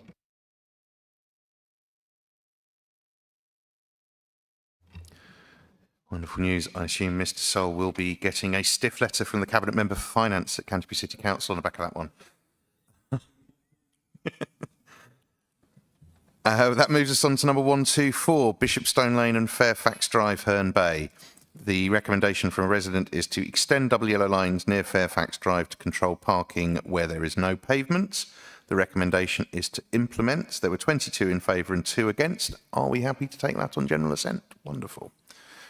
Number 138, Curtis Wood Park Road, Herne, from a member of the public. Overnight camper van ban. The recommendation is to implement. There were no relevant objections. There were 2 objections, but not relevant, and 9 in favour. Are we happy on general assent? Wonderful. Number 143, Herne Drive and Poplar Drive. This is requested by Stagecoach. Double yellow lines to keep the junction clear for buses. The recommendation is to implement. Parked cars sometimes obstruct bus services at this junction. There was 1 objection and 9 in favour. Are we happy on general assent? Wonderful. Number 194, Priory Lane and Bowes Lane, Herne Bay, from a resident. Pavement and verge parking ban. Cars should not be parked on pavements or verges. 4 against and 5 for. Are we happy to implement? Lovely. Number 231, Beacon Hill, Herne Bay, from a resident. Pavement and verge parking ban. Again, there were 11 in favour and 2 against. Are we happy to implement? Wonderful.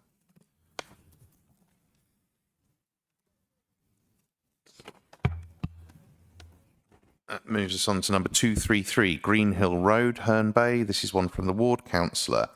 Extend the double yellow lines outside number 66 to improve access from drive.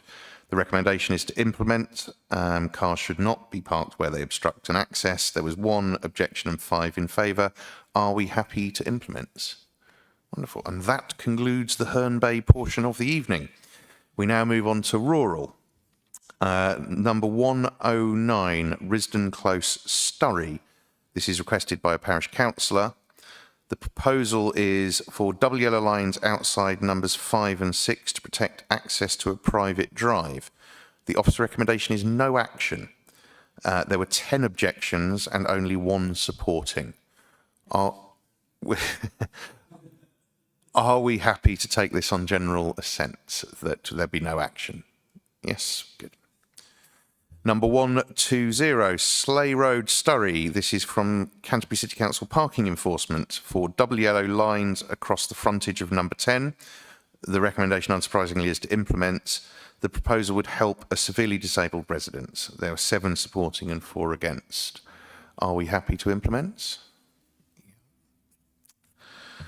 Number 128, Island Road, Upstreet, from a resident. Double yellow lines to reduce congestion. The recommendation is no action. This is not supported by the ward councillor or a significant majority of residents. There were 8 supporting and 6 against. Can we say something? Yes, we'd like some comment on this one. Thank you. Yes, just one thing for the record. There was an error in the report. There were actually 15 objections to this and 7 supporting.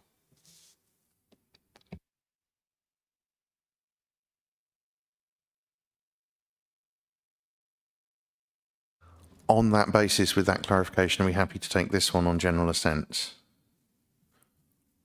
Yeah. Number 144, Island Road, Hurston. This is from CCC Parking Enforcement. Double yellow lines at the access to the RSPCA premises. The recommendation is to implement. This access should not be obstructed. There were 8 supporting and 6 against. Are we happy on general assent? I have to declare that I did forward this on behalf of a resident as the ward councillor, so I will not take part in this one, but I will read it. How would that work? Mr. Chamberlain, would you like to read out this proposal while I... Yes. You don't have a pecuniary interest.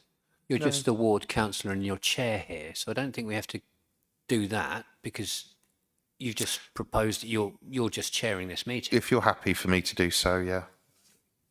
Okay. This is number 146. This is Hackington Road, Tyler Hill. It was requested by a resident and it's for double yellow lines between Summerhill and Link Road. The recommendation is no action as there's no evidence of cars parking here. There were 4 supporting and 2 against. I would like to speak in on this one if that's okay with the board. When the resident raised it with me, I was actually in the area and there was a car parked there as the resident raised it with me. It's an absolutely ludicrous place to park a car. And I have spoken to the parish council on this one.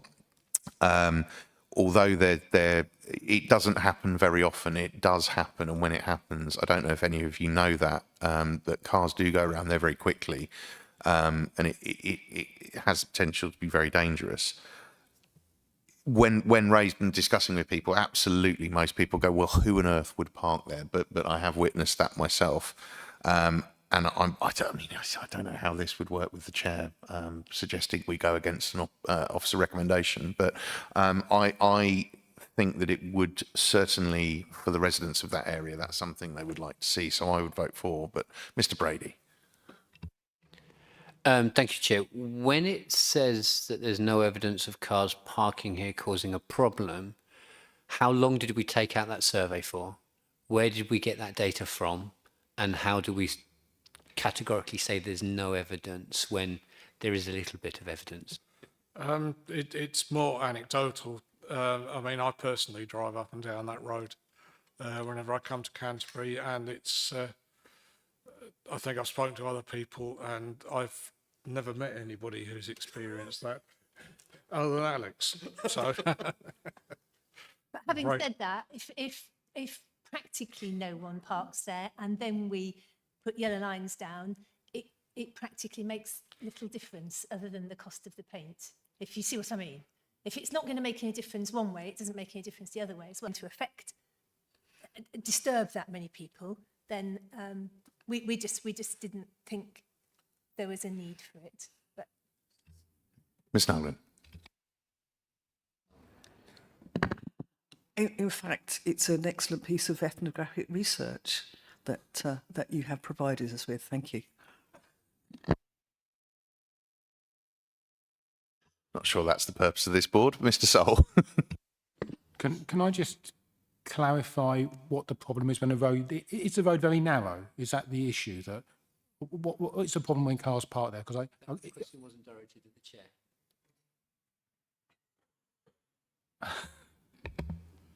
I think it's to do with the fact that it's steep and it's got bends in it, so it's got a 30-mile-an-hour speed limit on it, but that isn't necessarily the speed that vehicles travel at. You happy with that? Yeah. Yeah. Councillor Thomas. As the officers have said, it's some paint. It may save an issue later on. I propose, or second in your proposal, if you can't propose it, I don't know how we go forward on that. It's up to you. But yeah, I mean, it may save an issue later on, so it may be preemptive. Thank you, Chair. Councillor Prentice. I think I'm in favour of your proposal, Chair, in that it is a bus route, and that's another reason to keep the traffic flowing. I mean, like other people have said, you know, it could be preemptive and could be worth looking at now before there's an issue in the future, but I don't have a hugely strong view on it.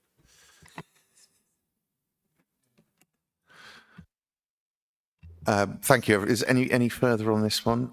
What I will suggest then is that the officer recommendation is to take no action. So a vote for would be to take no action, and a vote against would be to paint the double yellow lines. Is it? Okay. A vote for is to paint the double yellow lines, and a vote against, I've been told, a vote for is to paint double yellow lines on Hackington Road. A vote against is to take no action. Okay.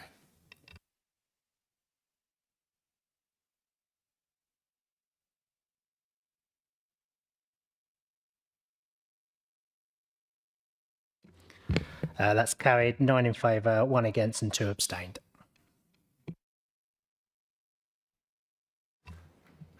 Thank you, everyone, and apologies, Richard.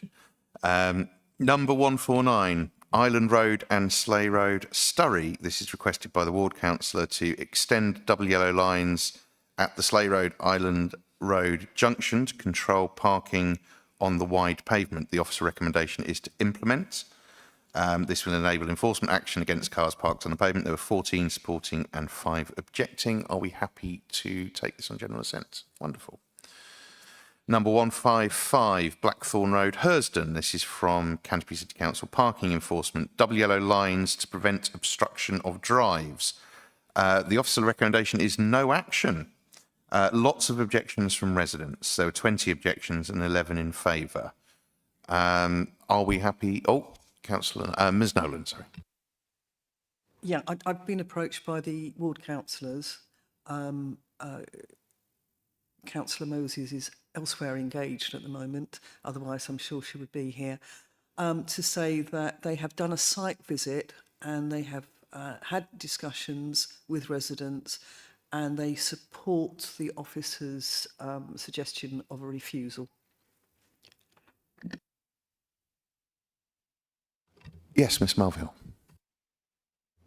Thank you. And a lot of the issues around Blackthorn Road isn't with residents parking, to say as such. There are a small number of businesses along Island Road, which is what's creating the frustration during that, around that area. It is something I'm working on with Highways, to try and come up with a solution to that. We're aware that the residents don't want the double yellow lines, and it needs to be a bigger solution. Are you supportive of the officer recommendation on that? Yeah, I am. In which case, if there are no objections, should we take that by general assent? Wonderful.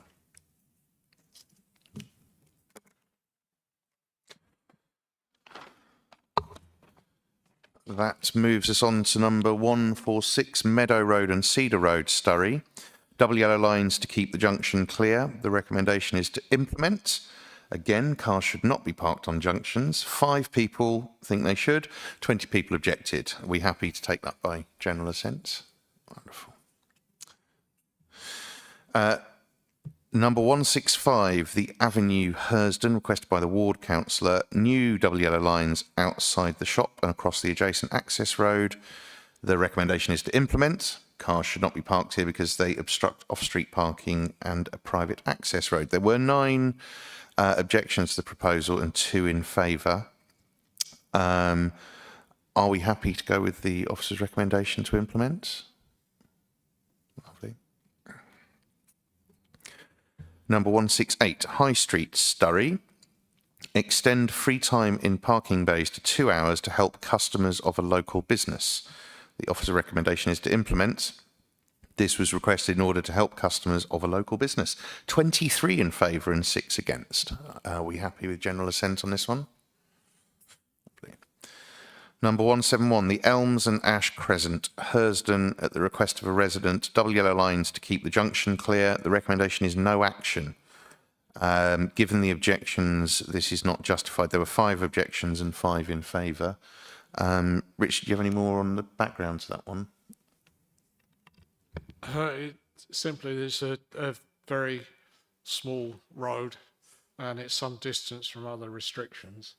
and it feels out of proportion to the location. Mr. Brady. Can we just see the map?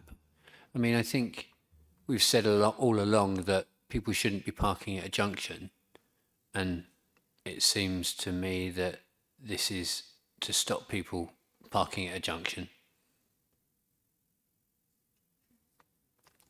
So it says W lines to keep the junction clear, but I haven't seen the map.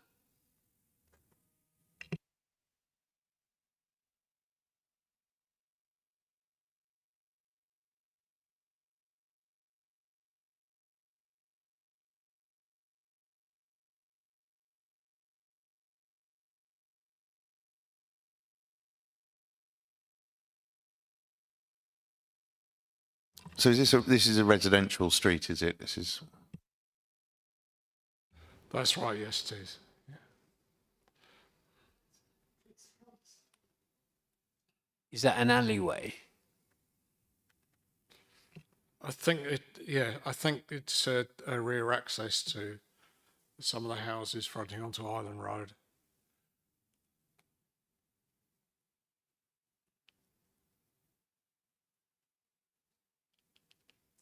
It's not even a junction. Mr. Sole. Can I just ask for clarification? Is that bend in the road, is that a junction, or does the traffic just sort of flow up Ash Avenue and round to the left? Well, Where's it's the not junction? a junction. Well, it's a junction of two roads, but it's the flow of traffic would be between the Elms and Ash Crescent. I think the rear access is just that. It's just a small access. I think we've said so far through the report that the general presumption is that you keep junctions clear and you keep footways clear, but we're not proposing that every single junction in the whole district should have yellow lines, because some of them are so minor that it kind of doesn't matter. This, I feel, is one of them.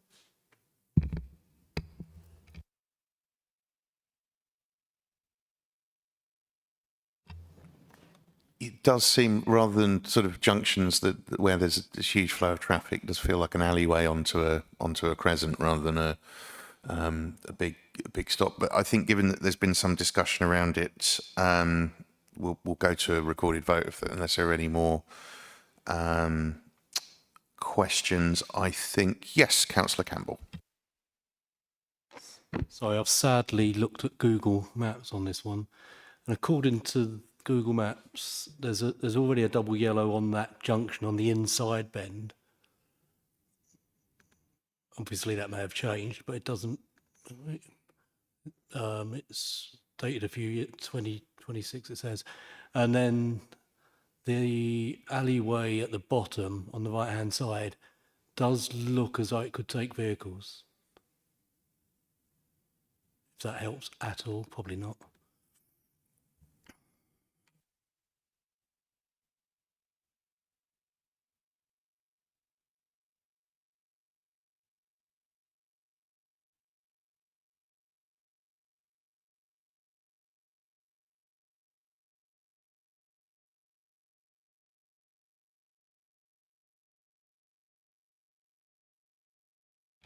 I will apologise. There are apparently yellow lines on the inside of the bend, opposite the proposed double yellow lines, which are omitted from the map. So I apologise for that. Sorry, I've just seen it. The Google image was 2009, so they could well have gone. They do look fairly faded in 2009, don't they?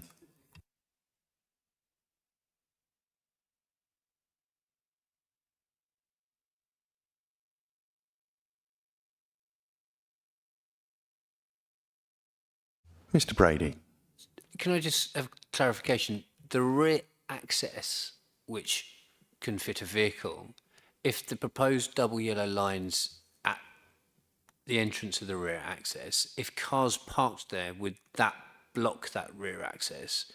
So we're asking to put in double yellow lines to stop that rear access being blocked.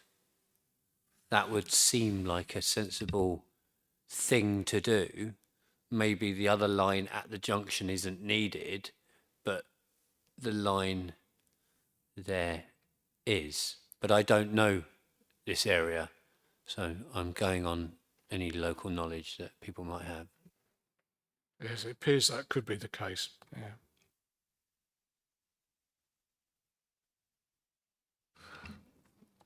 I think judging by the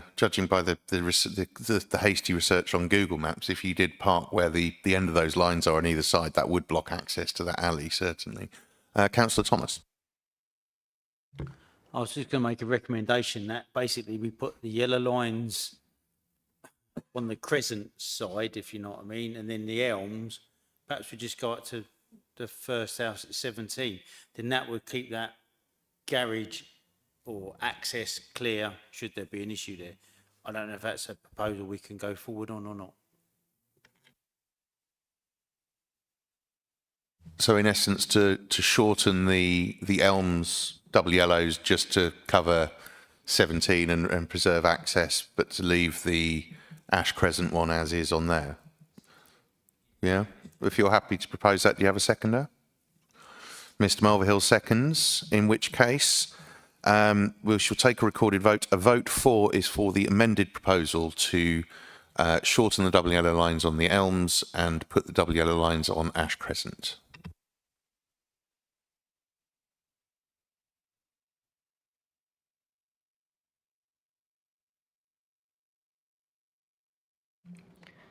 That's carried unanimously.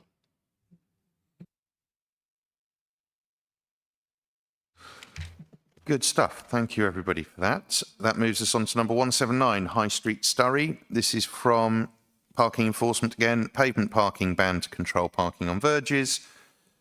The recommendation is to implement. There are 19 in favour and 4 against. Are we happy on general assent? Wonderful. Number 190, Court Hill, Littlebourne, one from the ward councillor.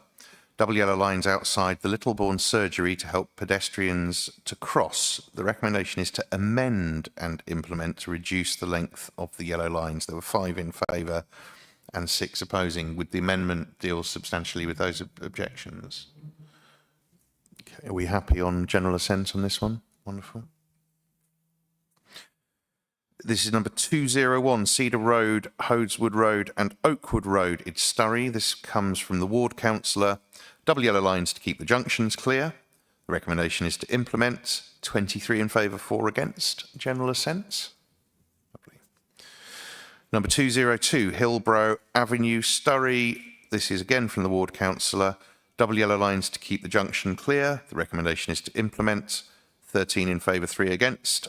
Are we happy to take that on general assent? Good. Number 203, School Lane, Fordwich. This was requested by a resident for a disabled parking bay replacing double yellow lines. The recommendation is for no action. There were many objections to this proposal, 29 and 3 in favour. Ms Nolan. Thank you. Again, I have from the ward councillors on this particular one to say they support the recommendation for refusal. They have done a site visit and had discussions with the residents and conversation with Fordwich Town Council, and it's clear that the proposal will create a significant highway safety problems, and therefore they agree with the officer's suggestion to refuse it. Do we have anybody objecting to the officer recommendation of no action? Are we happy on general assent on this one? Lovely. That moves us on to number 205, Parkview and Broadlands, Surrey. This is a recommendation from the ward councillor to extend double yellow lines to keep the junction clear. The officer recommendation is to amend and implement. No new double yellow lines on the north side to allow residents to continue to park. There were 15 in favour of the original proposal and 12 against. Yes, Ms Nolan. Okay. Again, the ward councillors say that they have taken a site visit and had discussions with residents, and it's clear that the amendment to the proposal strikes the right balance. On that basis, then, are we happy to take that one on general assent? Wonderful.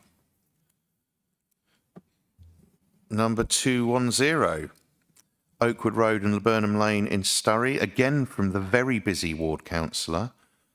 Double yellow lines to keep the junction clear. The recommendation is to implement. 10 in favour, 2 against. Are we happy on general assents?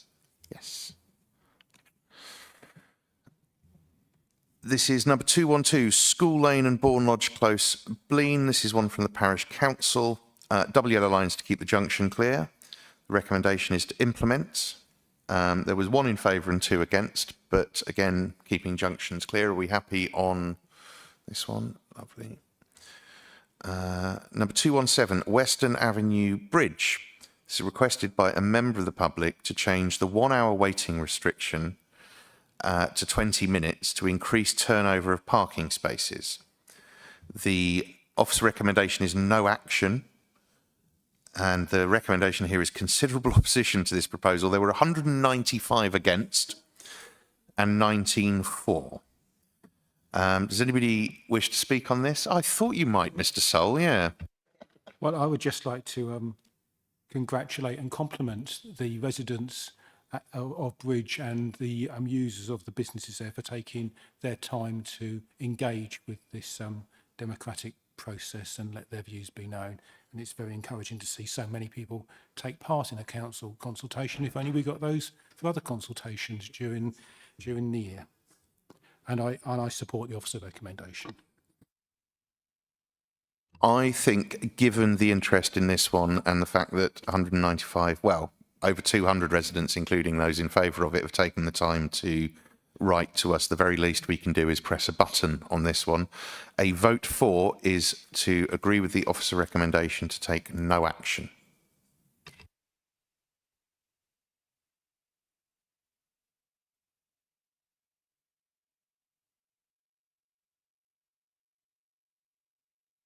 That's carried unanimously. Nobody seeking to make themselves unpopular in Bridge, which is useful. We move on to number 236, McCarthy Avenue and Park View. It's that ward councillor in Surrey again. Double yellow lines to keep the junction clear. The recommendation is to implement. 12 in favour, 4 against. Are we happy on general assent? Number 242, Ince Road and St Nicholas Close, Surrey, ward councillor. Double yellow lines to keep the junction clear, and 8 in favour, 5 against. General assent? There's going to be a lot of yellow paint on Surrey at the back of this meeting. That concludes the rural part of the evening. We now move on to Whitstable. Number 106, Eversley Rise, Whitstable. This is requested by Parking Enforcement. The proposal is a pavement and verge parking ban. The recommendation is to implement. There were 17 objections to this and 7 supporting. I don't know, Richard, if you want to give a bit of background to that. Yes, of course. I think this, we do have a clear presumption in favour of pavement parking bans where they are requested. Parking on the pavements obstructs pedestrians and vulnerable people with pushchairs, wheelchairs, you name it. And also parking on the pavement can damage underground services as well. So it's really not a good idea. And even though there are 17 objections, we still feel that this one should go through. Do you have anyone speak on the issue? Yes, Councillor Prentice. I'm just saying I fully support this proposal, if only that we can avoid situations that my partner's mother gets herself into, who uses a mobility scooter, and if she sees a car parking on the pavement, she simply scrapes by the car, causing damage to the mobility scooter and the car, but refuses to go into the road. So on that matter, I fully support this proposal. Mr. Brady. I support this, and I think I would like to live in a world where in Kent pavement parking was banned, because the pavement is for pedestrians and those who can't use the road, and the road is for cars. And I think that should be the default setting. Maybe there's a motion that I can put forward at KCC about that, but that would be the default setting. And then if anybody wants to apply for pavement parking, it should be the other way around. I'm inclined to agree with you on that, Mr. Brady, that we've talked about a district-wide ban on pavement parking, which is possible in the past, and where because there's custom and practice, because there's some roads that where pavements and roads aren't as delineated as they have been in the past, it's a difficult thing to implement in one move. But as Richard said, there's always been a presumption at this board and in general that where residents request pavement parking is banned, then we do agree with them on that for the reasons previously stated. Again, and that issue in terms of pavements not being designed to carry the weight of cars is a major one, let alone the issue, as we've all had to do, is squeeze past cars and particularly for vulnerable road users. I am minded to go with the officer recommendation on this one, but given the number of objections, I think we owe the residents the seeing who votes for what. So I'm going to suggest a recorded vote. Vote for is to go with the officer recommendation and implement the pavement and verge parking ban.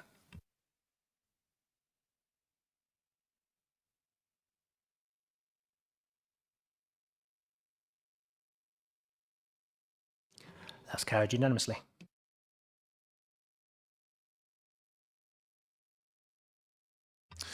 Good stuff. Number 112, Grasmere Gardens, Whitstable. This is requested by a resident. Double yellow lines to prevent obstruction of an access. The recommendation is to amend and implement double yellow lines on the north side only. There were 3 objections and 1 supporting. Presumably the objections were to the double yellow lines on the south side. Yes, they were. It's just a case of it's quite tricky to describe, but at the end of Grasmere Road at the western end, there is a small track, unmade track, leading from the end of the road, serving a couple of properties. And I think that people aren't aware of the fact that there are people living there, and cars that are parked there completely block their access.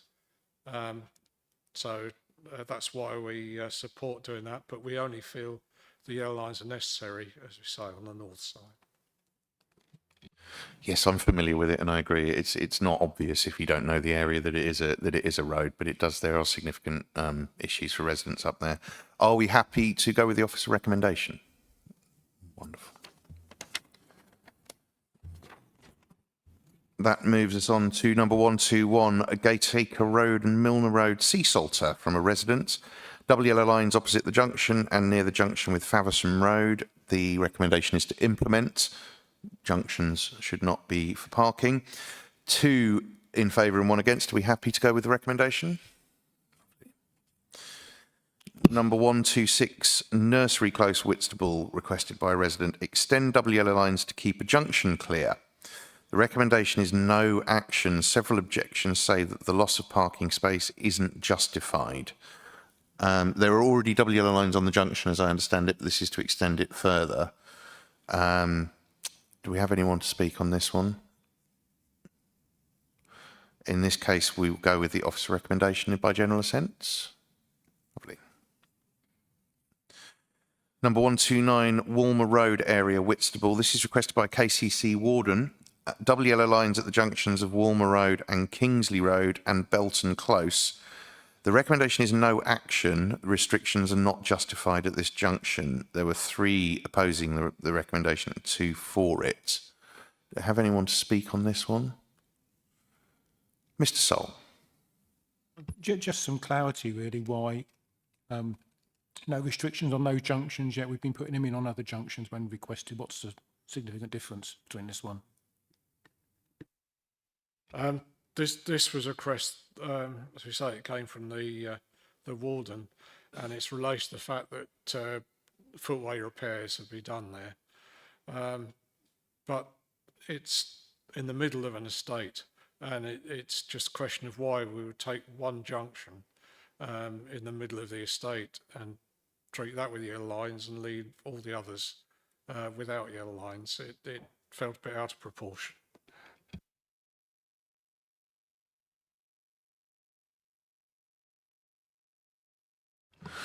Anybody to speak on this further, or are we happy to take the officer recommendation?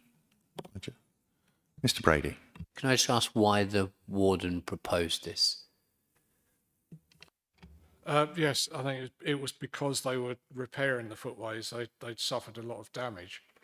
And I think she was concerned that people would be tempted to park on the footway and do damage. But it's not necessarily obvious that people park on the pavement anyway. I don't see why they should. And if that's a problem, then obviously, as we've seen, there's other ways to deal with it. Mr. Brady? Would a proposal be to have no pavement parking instead of lines? It could be, but we've previously heard the expression, a sledgehammer to crack a nut. I think it might be over the top.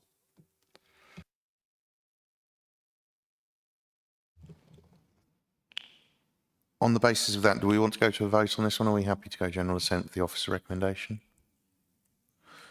Okay, thank you.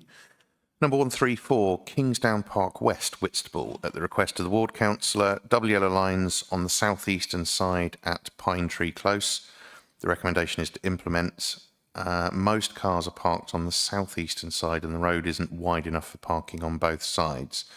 There were 11 against and 10 for. Do we have anyone to speak on this one? Are we happy to go with the officer recommendation? Yeah. Number 139, Argyle Road, Whitstable. Again, at the request of the ward councillor, extend double yellow lines through School Keep Clear to prevent parking outside school hours. The recommendation is to implement a car parked on the School Keep Clear markings would block the road. There were, interestingly, 7 objections to the proposal and 6 in favour. Are we happy to go with the recommendation? Number 152, Borstal Hill, again at the request of the ward councillor, double yellow lines opposite Pierpoint Road. The recommendation here is no action. Apparently there is plenty of road width to pass parked cars. Any parked cars also help with traffic calming on the hill. Drivers should not be encouraged to speed up as they approach the town centre. There were 14 objections to the proposal and 31 in favour. Do we have anyone to speak on this one? Councillor Prentice. Yeah, I agree with the officer's recommendation of no action on this item. I would also add that a problem with speeding can be not just approaching the town centre, but going away from the town centre, because cars do tend to speed going up the hill, even though that sounds, like might be sort of counterintuitive, but I think there's speeding in both directions there. So the presence of parked cars does help, and I don't personally see a set of yellow lines, a very short set of yellow lines, to be necessary here. So I agree with your recommendation. Thank you. Councillor Nolan. Ms Nolan, sorry. Yeah, I also agree. It's the main approach, isn't it, as you're coming from Canterbury, so I think we're all familiar with it, even though we're not Whitstable councillors. And the buses go past each other with no problems. I've not really seen any problem at all, so I'm with the officer on this. Wonderful. Are we happy on general assent on this one, or do we want to take a vote? General assent? Lovely. That takes us to number 163, Albert Street, Whitstable, at the request of a business proprietor. Double yellow lines outside Kindergarten Kids to prevent obstruction of the private parking area. The recommendation is to implement. Cars parked across the frontage of the nursery obstruct access to the off-street parking. The objector is not directly affected by the proposed yellow lines. There were 6 in favour and 1 against on that. Are we happy with the officer recommendation? Good. I think this is the final page. This takes us to number 189, Primrose Way, Chestfield, requested by the Parish Council. Pavement parking ban from the entrance of Primrose Way to number 94. The recommendation is to implement. Cars should not be parked on pavements. Are we happy? Good. Number 193, Polo Way and the Lees, Chestfield, requested by the Parish Council, changes to the yellow lines. There were 13 objections and 6 in favour. The recommendation is to amend and implement with double yellow lines outside Ardmona only. Presumably that was the objections were around that. Are we happy with this one? Number 213, Speedwell Road, Whitstable, requested by the Ward Councillor, double yellow lines between Emelina Way and number 41. The recommendation is to implement, and cars should not be parked on junctions. 22 people agree with that, 6 disagree. Are we happy on general assent? Lovely. Number 214, the Oaks and Tradewinds and Thistle Drive, Whitstable, requested by the Ward Councillor, double yellow lines at the junctions and on the bend of number 47 Thistle Drive. The recommendation here is for no action. This proposal is in an area with light traffic and too far away from other restrictions to make enforcement worthwhile. There were 19 in favour of the proposal and 15 against. Do we have anyone to speak on this one? No. Given that, are we happy to go with the officer recommendation? Number 234, Millstrode Road and Golden Hill, Whitstable. This is from a resident for double yellow lines to keep the junction clear. The recommendation is to implement. Cars should not be parked on junctions. 9 in favour and 5 against. Are we happy? Right. Number 237, Seafield Road, Whitstable, requested by a resident. Pavement parking ban and double yellow lines on the outside of the bend. Outside numbers 87 to 83. The recommendation is to implement. It's a pavement parking ban, 2 in favour, 1 against. Are we happy?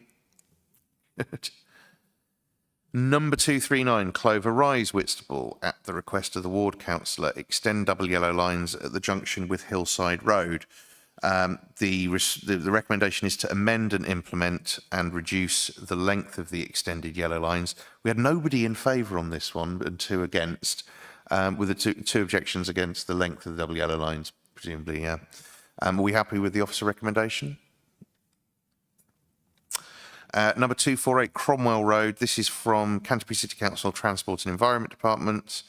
This is Cromwell Road, Whitstable, obviously. Change the restriction in electric vehicle charging bay.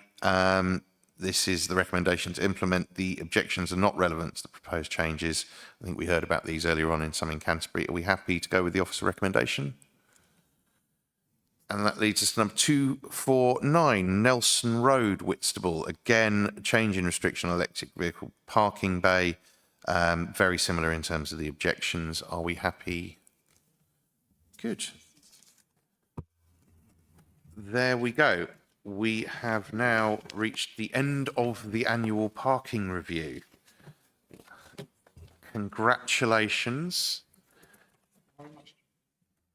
Well, I'd actually like to say thank you very much, Richard, and Ruth, for some of your work, but mostly Richard.